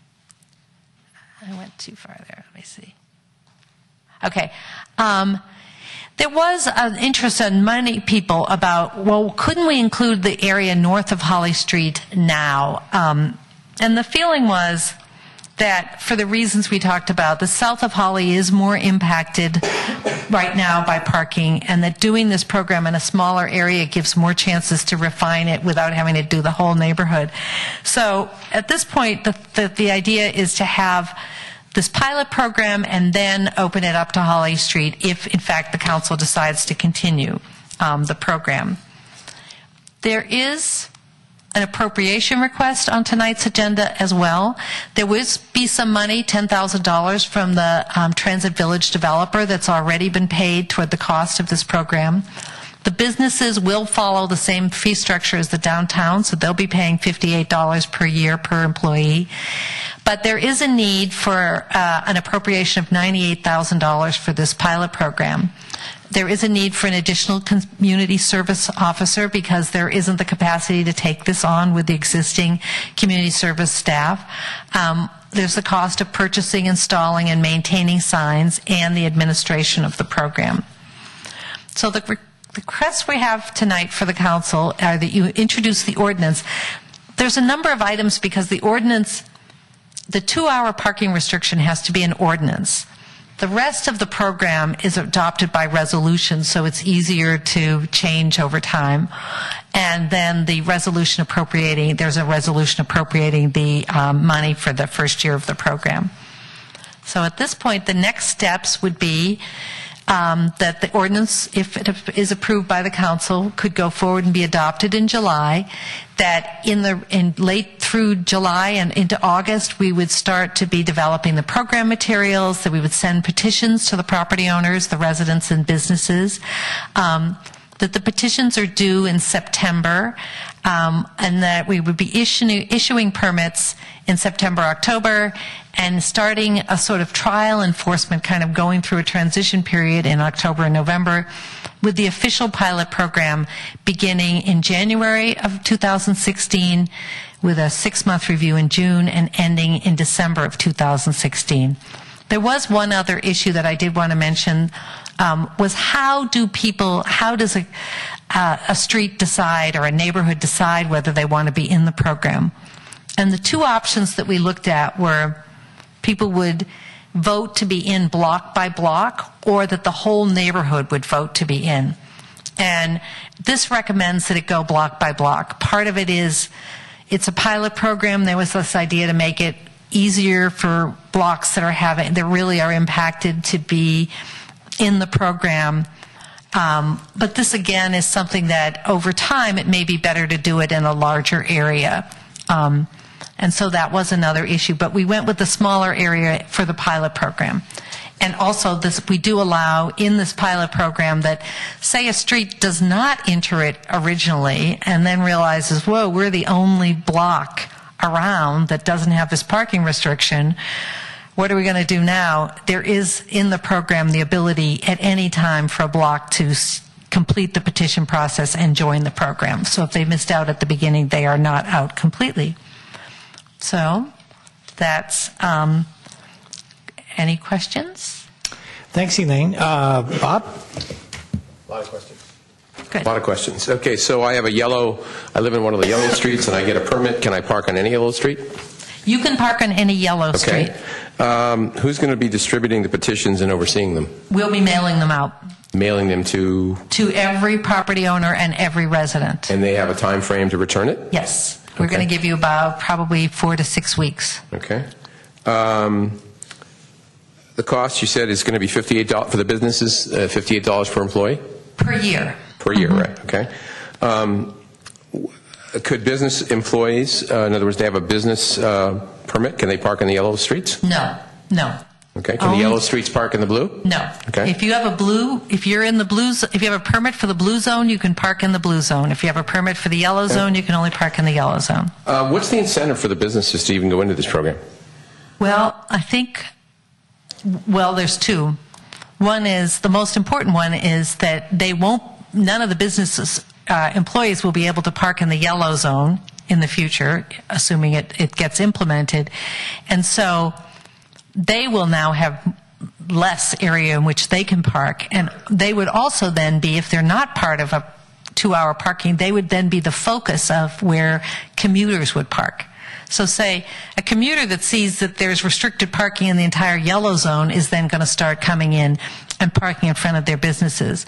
And one of the business people who came to one of the meetings said that sometimes as early in the morning, by 7:15, the parking in front of his business is completely taken up by commuters. What about the business people that perhaps are parking now in the yellow zones? Where are all those cars going to go? Well, one of the things that we do actually say that in the... All these are, oh, yes. hypothetical questions. And luckily they all came out at one of the meetings or another so far. There wouldn't be enough parking for every employee. There's about 150 employees to park on the street in the blue zone. The goal would be that people would use their off-street parking, but that what parking there is would be available to their employees. And again, I asked the question, there's 150. Right now, some of them are parking in the yellow zones, I'm sure, or the yellow areas. So where are they going to park? Well, they are going to either park on site, get there early enough to park on the street in the blue zone. Okay. Those are going to be their two major choices. Okay. So that's sort of the incentive to, I guess, have the permits for the businesses to join. Right. In theory. Right. Okay. Thank you. Okay, thanks, Bob. I don't see any other lights on. Sorry. Cameron, go ahead. Sorry, late edition. I'm just interested, in all the public meetings you held, what was the sort of biggest request that you felt you weren't able to accommodate at this time, or if there was, one or two? I think it was the 4 issues that we laid out where we were able to address them, but we know we didn't meet that there were people who wanted something different. There were a wide range of opinions on those 4 issues. Okay. And can you give an example? Well, I would say the 2 biggest were the Giants. What should be done about the Giants parking?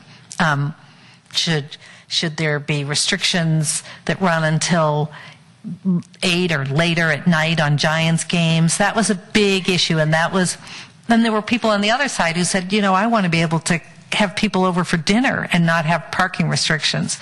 So that was a big issue. And the other, and that sort of ties into the second one, which was, all over the really wide range of, I don't want any parking restrictions. There were people who came to let us know they didn't want the program at all, to people who wanted it 24/7, to people who wanted it that only residents could ever park on the street. So those were some of the differences. Okay, thank you. All right, Bob, you had another question? I've got 2 more questions. I live on Montgomery Street. I get a parking permit and assume Cherry Street is involved in the parking program. Can I park on Cherry Street? You can. Okay. How are people going to know which blocks are in this and not in this? Signs, okay. So, all right. Montgomery Street, I have a friend, so I'm going to have to, pretty much people would try to park close to their home anyway, but I'm just trying to identify, they can park anywhere as long as the street is, so theoretically, if I had 4 cars, I could park my car in front of someone else's home because I have 4 cars, as long as that street is also allowed for a parking permit. Okay, thank you. Okay, Bob. Matt. On the residential, the 4 permits for vehicles registered to an address, that's a max. And if you only have 2 vehicles, then you can only get 2 permits. Right. Okay. And what's to keep somebody from abusing their 2 permanent guest permits then for? Well, we talked a lot about that. Could they potentially have 6 cars? They could potentially have 6 cars. But in order to get the 4, they have to show that they actually have 4 cars registered to that address. And the other was just the idea of people wanted it to not be hard. We had people coming and saying, I have a babysitter who comes occasionally. I sometimes have my mother's group, and, I don't want to have to come to City Hall every time I have a guest come over. Right, but I guess what I'm saying is somebody could have 6 cars that are registered to the DMV, register 4 of them for the program, and they got these 2 other cars that they use the guest permits They on could those. do that, right. They could do that. All right, and I would just add that the number was another thing that we discussed a lot, was how many should be the maximum.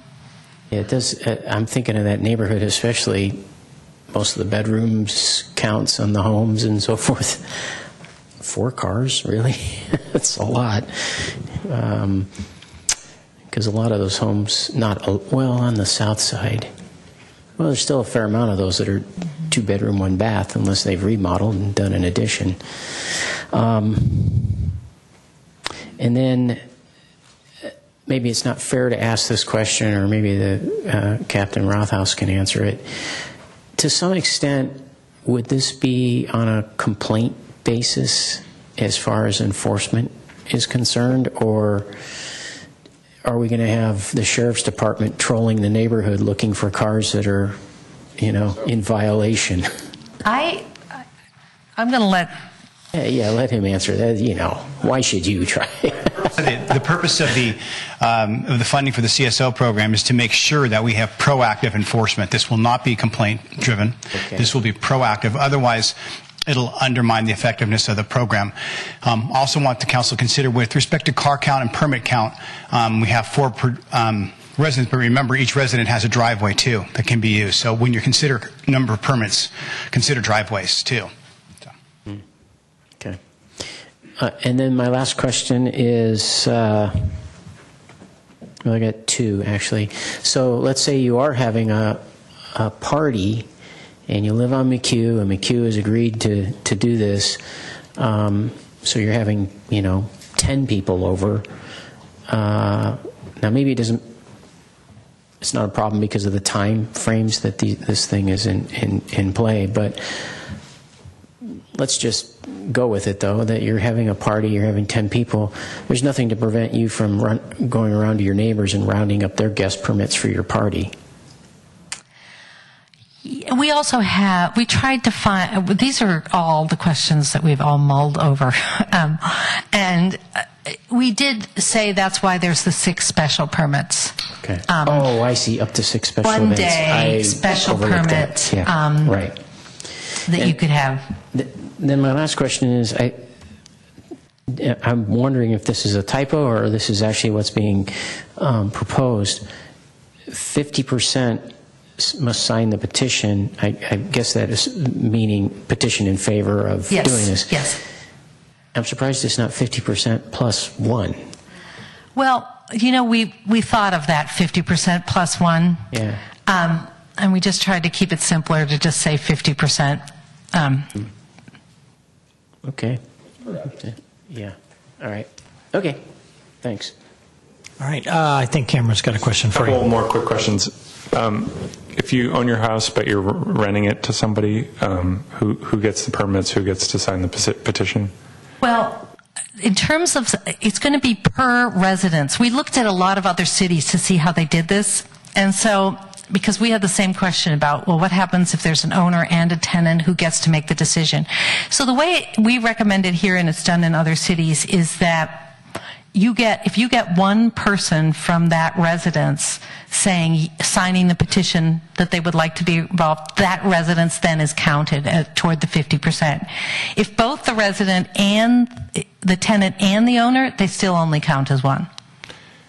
Okay. And do you get separate permits for the owner and the tenant, or just for the resident? It's all based on being that actually question has come up recently. It's all currently based on having the vehicle registered to the address. So that right now, as it's written, you would have to have the vehicle registered. There are the guest permits that could be used by the owner who comes to do some work or something, and there is a special permit. But right now we're trying to link it so that we know that the people who are registering their cars are actually living there. Who are getting permits are actually living there.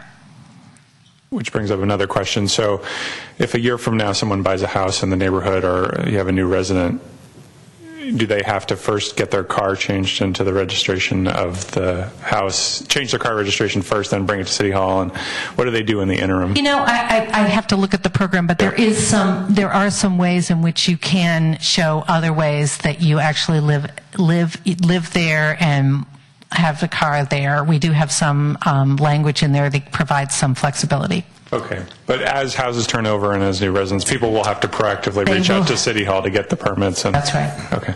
And we are trying to set it up so people can apply online. That would be great. Yeah. Okay, thanks.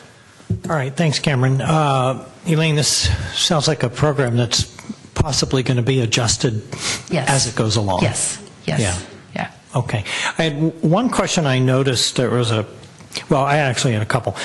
Do we allow people now to park in front of their own driveway? We have experts on these issues, right? Okay. Yes. We do. They don't need a special permission to do that. Obviously, if someone parks in front of someone else's driveway, there's going to be an issue. Okay. The other question I have that I read today, a person asked about, as a way to alleviate some of these parking issues, allowing a longer parking time on Industrial Road itself. And I think it's currently 2 hours. This particular person was suggesting 8 hours. I don't know if that's even practical, but has there been some thoughts on that? You know, we did look at Industrial and decided to just leave it the way it was. It has a 2-hour parking restriction. Mm-hmm. That parking is not, there aren't permits that you can get to park there longer. It seemed like a place where people who were looking for just some short-term parking could still find it. So we recommended to leave it the way it is. Okay, but it might be something you'd look at in the future. Yes. Okay, great. All right. Thanks, Elaine. Okay, this is a public hearing. I have several speaker slips. The first speaker is Lori Dixon. Hi, Lori. I guess mine's going to be a completely different issue. No one from my company, which is Midpen Housing, has come to any of these meetings prior, and I don't know if you're familiar with it, but we offer affordable housing. We have a complex right there. It's the one that's the only one that has yellow and blue, both business and residential. We're in the yellow zone. And what I guess my question is probably no one brought this up prior, is that the residents there, a lot of them do have more than 2 cars, so they do go to the street to park. We are going to start enforcing a parking policy because we don't have enough parking right now for the residents even in the lot. So we're going to do the maximum of 2 vehicles per household at any given time, 1 assigned. So right now the overflow parking does go into the residential areas right around on East San Carlos and the neighboring streets. So how would that impact that community? Would they be eligible for this permit? All right. We'll try to get an answer for you. Okay. Thank you. Thanks. All right. Next is Priya Joseph. Oh, hang on. Priya, I'm sorry. Maybe Elaine could respond to this. I apologize. Yes, I'll talk to this woman afterwards. But yeah, I think that area it's shown as yellow, right? It is. Yeah. So they are eligible for residential parking permits. Yeah. Okay. Now, Priya. So I guess I had some items not related to this, actually. Well, this is the residential parking permit program. So, are your questions about this program? Okay, I will limit to what I had just on this. Okay. So it seems like a good thing for us to get parking back on Holly. So I heard her mention Holly in passing. Can you clarify? Well, Holly is not in the pilot program. At one point, she said Holly. She meant north of Holly. Okay, so you will not consider ever. It seems like a good way for us to get the parking back. Thank you. All right, next is Gigi Banfield.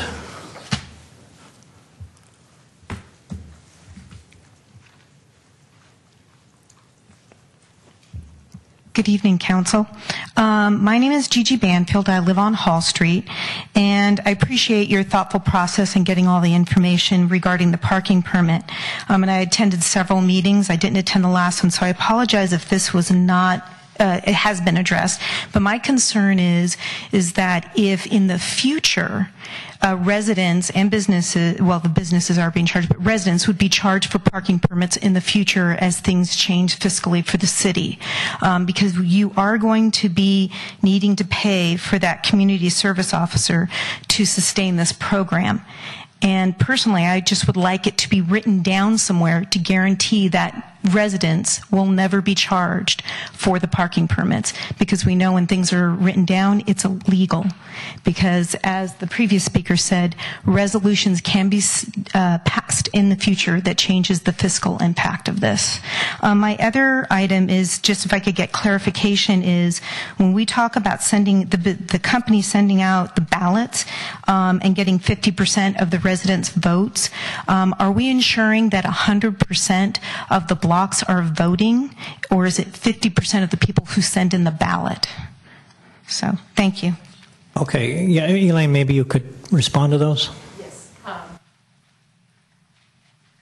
On the question of the cost of the permit, Greg Rubens and I discussed this because it was a condition of the, and at least my understanding is that it will continue to be free because it was a condition of the permit. I'm just looking at the conditions of approval right now, so let me defer for a second on that question. And then on the, what was the second question? Oh, okay, that's a very important point. This did go back and forth as to whether it should be 50% of the people who vote, basically, or send in a petition. It is, according to the conditions in the Transit Village, and we talked to Greg about this as well, it needs to be 50% of the residences. So it's not just half the people who vote, it's half the residences have to, you don't have to vote no, we just have to get petitions that represent half of the residences on a block. And that's how it would be implemented. Okay, thanks. All right, next we have Michael Schwartz.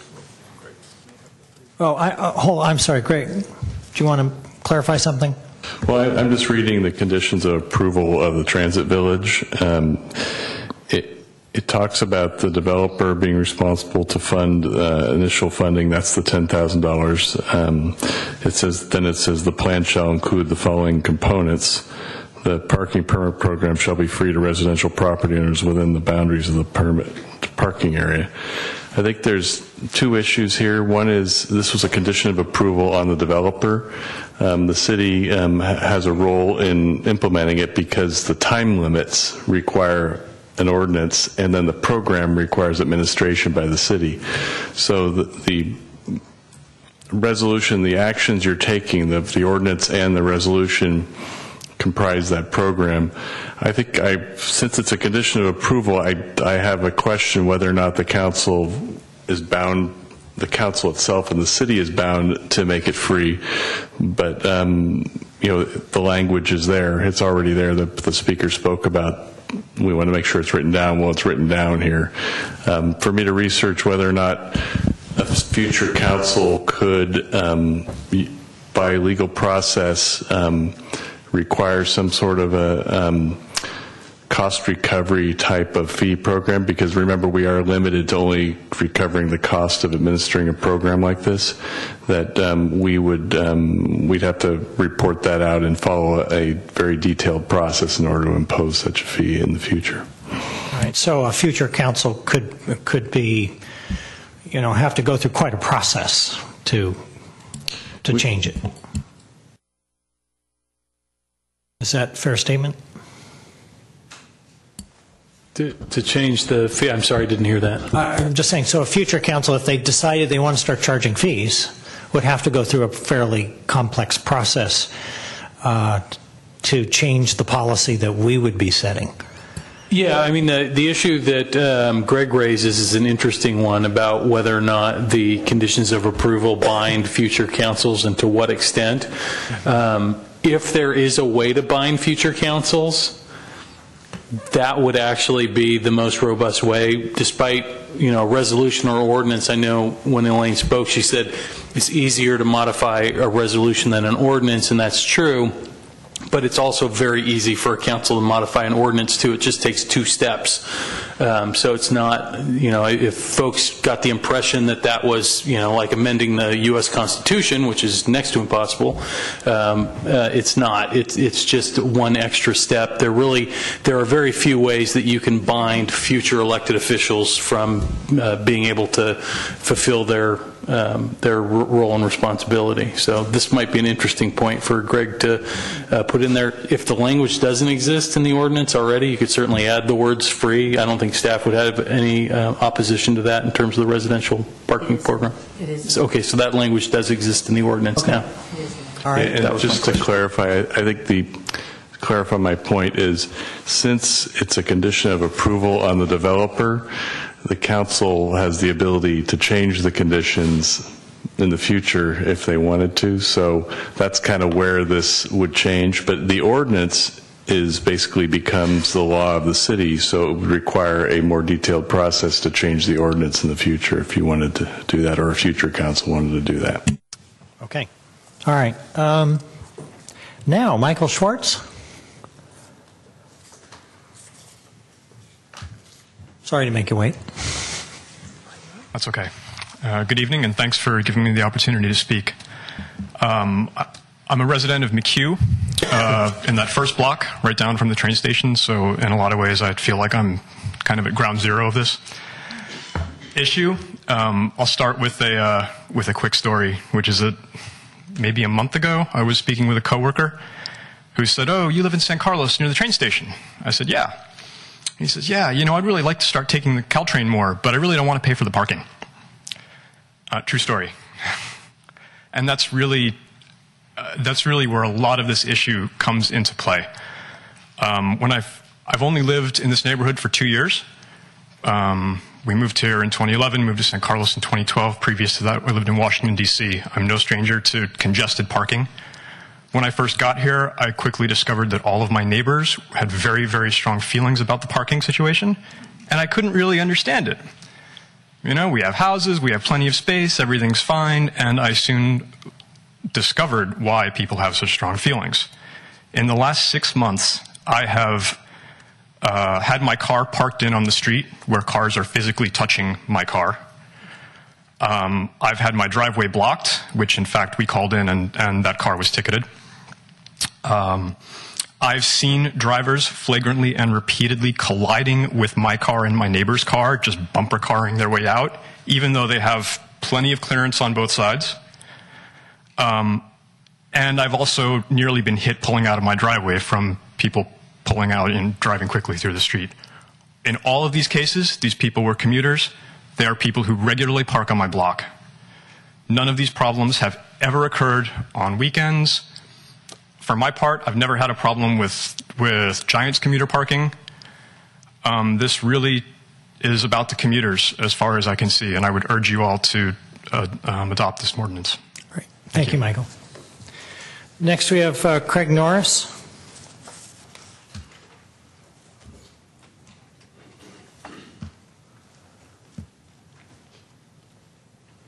Good evening, everyone.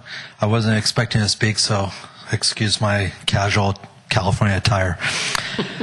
With the Giants relation, I live on Montgomery, almost all the way down on Montgomery, and we still get some of the Giants stuff. People take up both parking spots with just their one car. The petition form question for you is, can it be done door to door? Can somebody take the petition and go door to door and do it? Yes. Okay. Also, just a heads up, they used this back in Redwood Shores way back when I grew up there, and it worked out quite well for a lot of people that would come park their cars for the weekends and go see friends, or they go camping, and they would take up all these spots. So it's worked very well in communities just around us. And how fast is the response time from the police department, do you think? All right. And also, one last thing is the sticker. Does it have to be on the car or can be in the window or what? Hanger. It's a hanger. Okay. Thank you. All right. Thank you. And Ken Hutton.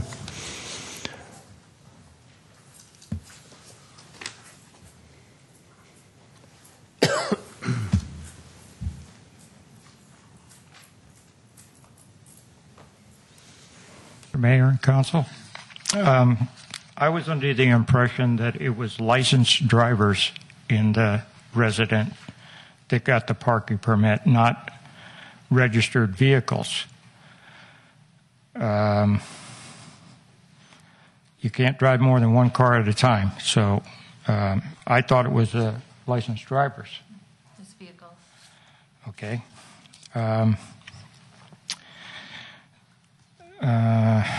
Let's see. When the city gives a business permit or a business license to somebody that's going to open up a business in a building, is there a question asked about employee parking or how many employees are being employed at that business? Because it seems that they use the employee parking that could be used at a business for outside storage. And I know there's an ordinance about outside storage. So I would suggest that the building department take a little cruise and see who's abusing this and where there could be more cars. I noticed dumpsters. They're placed in parking areas, and a semi-truck that I've never seen moved on Cherry Lane. I manage a building on Industrial Road. There's only 2-hour parking from Montgomery to in front of, just on the other side of Terminal. That's the only parking that's on Industrial Road since we've widened that road. If you could wrap it up. Thanks. And that's about it. Okay, thank you. All right, I don't have any other speaker slips. Is there any other members of the public that would like to come forward and speak? Come on up. You can fill out a slip after you're finished. Thank you. I live on Sylvan Drive. I was wondering, what are you going to do when some of us bring home work vehicles? And what are we going to do in that instance? And I'm a collector of classic cars. I own like 4 classic cars, but I rent garages in another town. Can I switch the permits? All the vehicles are registered to my address. Well, I think there's a maximum permits, right, Elaine? Yeah. Do you want me to answer? Yeah, please, if you would. Thanks. That's not in the zone. He doesn't live in the permitted zone. Well, it will be in the future. Yeah, this issue came up. There are a maximum number of permits, and they are linked to a specific car. The guest permits could be used for other cars, but there is a limit of 4, and that was important to many members of the neighborhood. But yeah, it's 4. And what about for work vehicles? After hours. So. That you would be bringing work vehicles home after 7, right? Or in any case, fire department. I work very scheduled. Okay, you can. Yes, if you have a vehicle that you use for your work, there is a section in the program that allows that to be used as well. So now, Mr. Mayor. Town is one of the 4, though. Yes. Okay. Mr. Mayor, now I have a quick question for Elaine. Go ahead. So, Elaine, they're going to be hooks. Right. So they're going to be how? Okay, I'm a CSO. I'm wandering through the streets. How am I going to? I'm going to have to be literally looking. I can't just look and say, "Oh, there's a hook there. That's great." I've got to match it up. Yes, there will be a way to. I'm going to let Greg deal with how he would match it up. But we have talked about having a way to have something about the license plate on the hanger. That's what I'm saying. So it's going to be pretty broad. Otherwise, these poor CSOs are going to have to be there forever. It's going to have to be pretty big. Yeah, With we haven't the license- designed it yet, but Okay, yeah, I'm just saying, okay, I just want to make sure. All right, is there anyone else who would like to speak? All right, this is a public hearing, so I'll entertain a motion to close the public Mr. Mayor, hearing. make a motion to close the public hearing. I second. All right, do we need a roll call or just a? Yeah, I'll do a roll call. Okay, go ahead. Councilmember Grisilli? Yes. Councilmember Grocott? Yes. Councilmember Johnson? Yes. Councilmember Obert? He's departed. And Mayor Collins? Yes. Okay, so the public hearing's closed. I think we're. Can we take both of these resolutions together? The ordinance has to be separate, but the two resolutions you could do with one motion. Okay. I move to introduce ordinance number 1492. 1492, an ordinance of the City Council of the City of San Carlos amending Section 10.32 of the San Carlos Municipal Code to add Section 10.32.226, restricted parking East Side San Carlos residential parking permit program. Second. All right, motion and a second. Discussion? Okay, Crystal? Councilmember Grisilli? Yes. Councilmember Grocott? Yes. Councilmember Johnson? Yes. And Mayor Collins? Yes. Mr. Mayor, I make a move, or I move to adopt Resolution 2015-74, and also move to adopt Resolution 2015-75, resolution of the City Council of the City of San Carlos approving the Pilot East San Carlos residential parking permit program, and also the City of San Carlos appropriating $98,000 for the implementation of the residential parking permit program. I second both of them. Okay, motion and a second. Any more discussion on this? I think I've waited till the right time. These two would include the part about businesses paying a fee? Yes. Personally, at least during the pilot part of this, I'd prefer we not have the fee because I'd rather the businesses decide this program initially just on its merits and see for themselves what the benefit is and what the value is before they're asked to actually pay for it. And being that, part of this problem as we're anticipating it is because of the transit village, and of course the developer has already agreed to, help pay for the pilot program part of it. I would just myself, I would like to see the fee portion of it for businesses held exempt for the pilot initiation part of it for the first year. If we want to introduce it after that, then I think that's something for discussion at that time. But I'm not going to vote against it if we don't go for that. But I would like to see some discussion on that, and those are my in the future, or do you want to put a competing motion up, or what? I'm not clear. Well, I guess I'd like to. Yeah, how would I go about changing the resolution? We could get some clarification from staff about the purpose of the fee. Just a clarification, the ordinance that was just introduced has the language differentiating the two, so you would need to take a look at that. That part of it's already in the ordinance that you've introduced, so it's not necessarily just in the resolution that's before you right now. Sorry, I made my point at the wrong time then. Okay. Being that we voted on it, if we waited until it comes back to us to actually vote, because we just introduced it, right? So when we actually vote on it, if we made a change like that, would we have to reintroduce it, or, oh boy. All right. Well, I guess I swing and a miss. So. Crystal? Councilmember Grisilli? Yes. Councilmember Grocott? Yes. Councilmember Johnson? Yes. And Mayor Collins? Yes. All right. Moving on to item 9B. Consideration of adopting a resolution approving the submittal of annual property tax or property assessments to San Mateo County for National Pollutant Discharge Elimination System stormwater fees, Pulgas Creek levy, assessment fees, and sewer service charges for fiscal year 2015-2016. Good evening, Mr. Mayor, members of the Council. Jay Walter, Public Works Director. Tonight, we have before you the process for funding certain of our city programs. We go ahead and we collect those charges by placement on the county's property tax roll. And for the benefit of council and others in the audience, the San Mateo County is what's called a teeter plan county, which means that we can submit the information as assessments.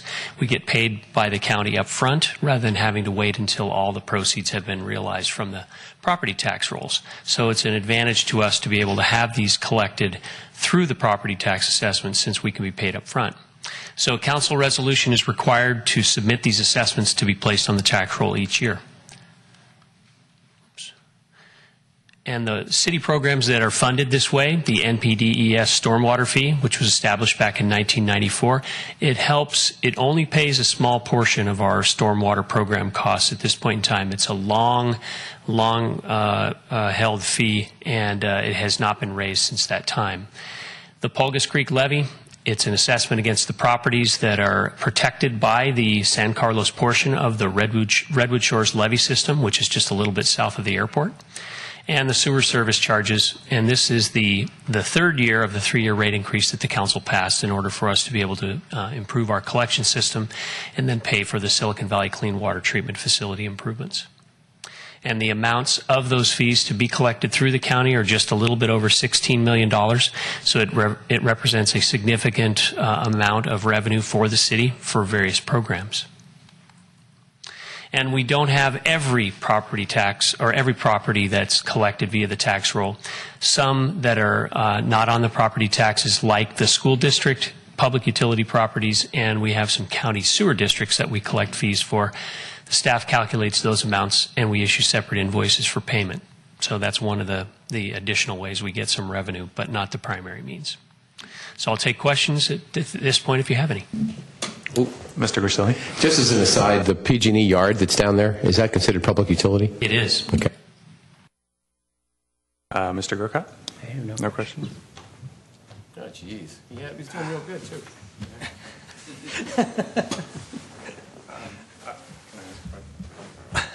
Absolutely. So I don't remember doing this last year. Did we do it? It was on consent last year. Okay. And why was it not on consent this year? Apparently we had a miscommunication to call it a public hearing in this particular case, and unless in the past it had not been a public hearing, I'm not exactly sure why, but that's why we're before you tonight. Okay. And was it a similar amount? Has the amount of the assessment varied much?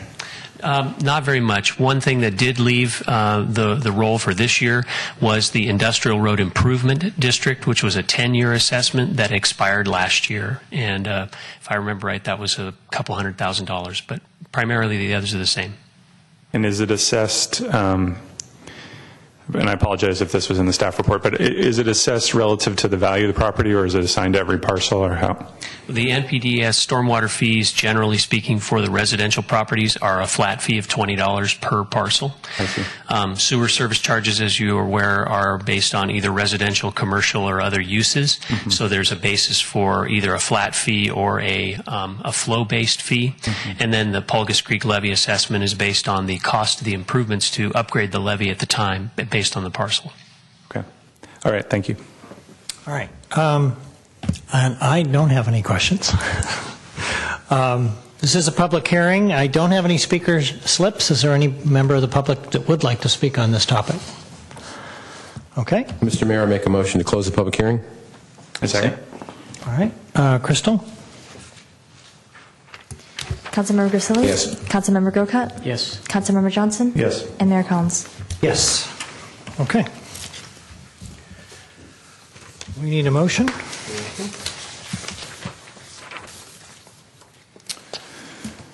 Mr. Mayor, I make a motion to adopt Resolution 2015-76, a resolution of the City Council of the City of San Carlos approving the submittal of annual property assessments to San Mateo County for National Pollutant Discharge Elimination System stormwater fees, Pulgas Creek levy assessment fees, and sewer service charges for fiscal years 2015 to 2016.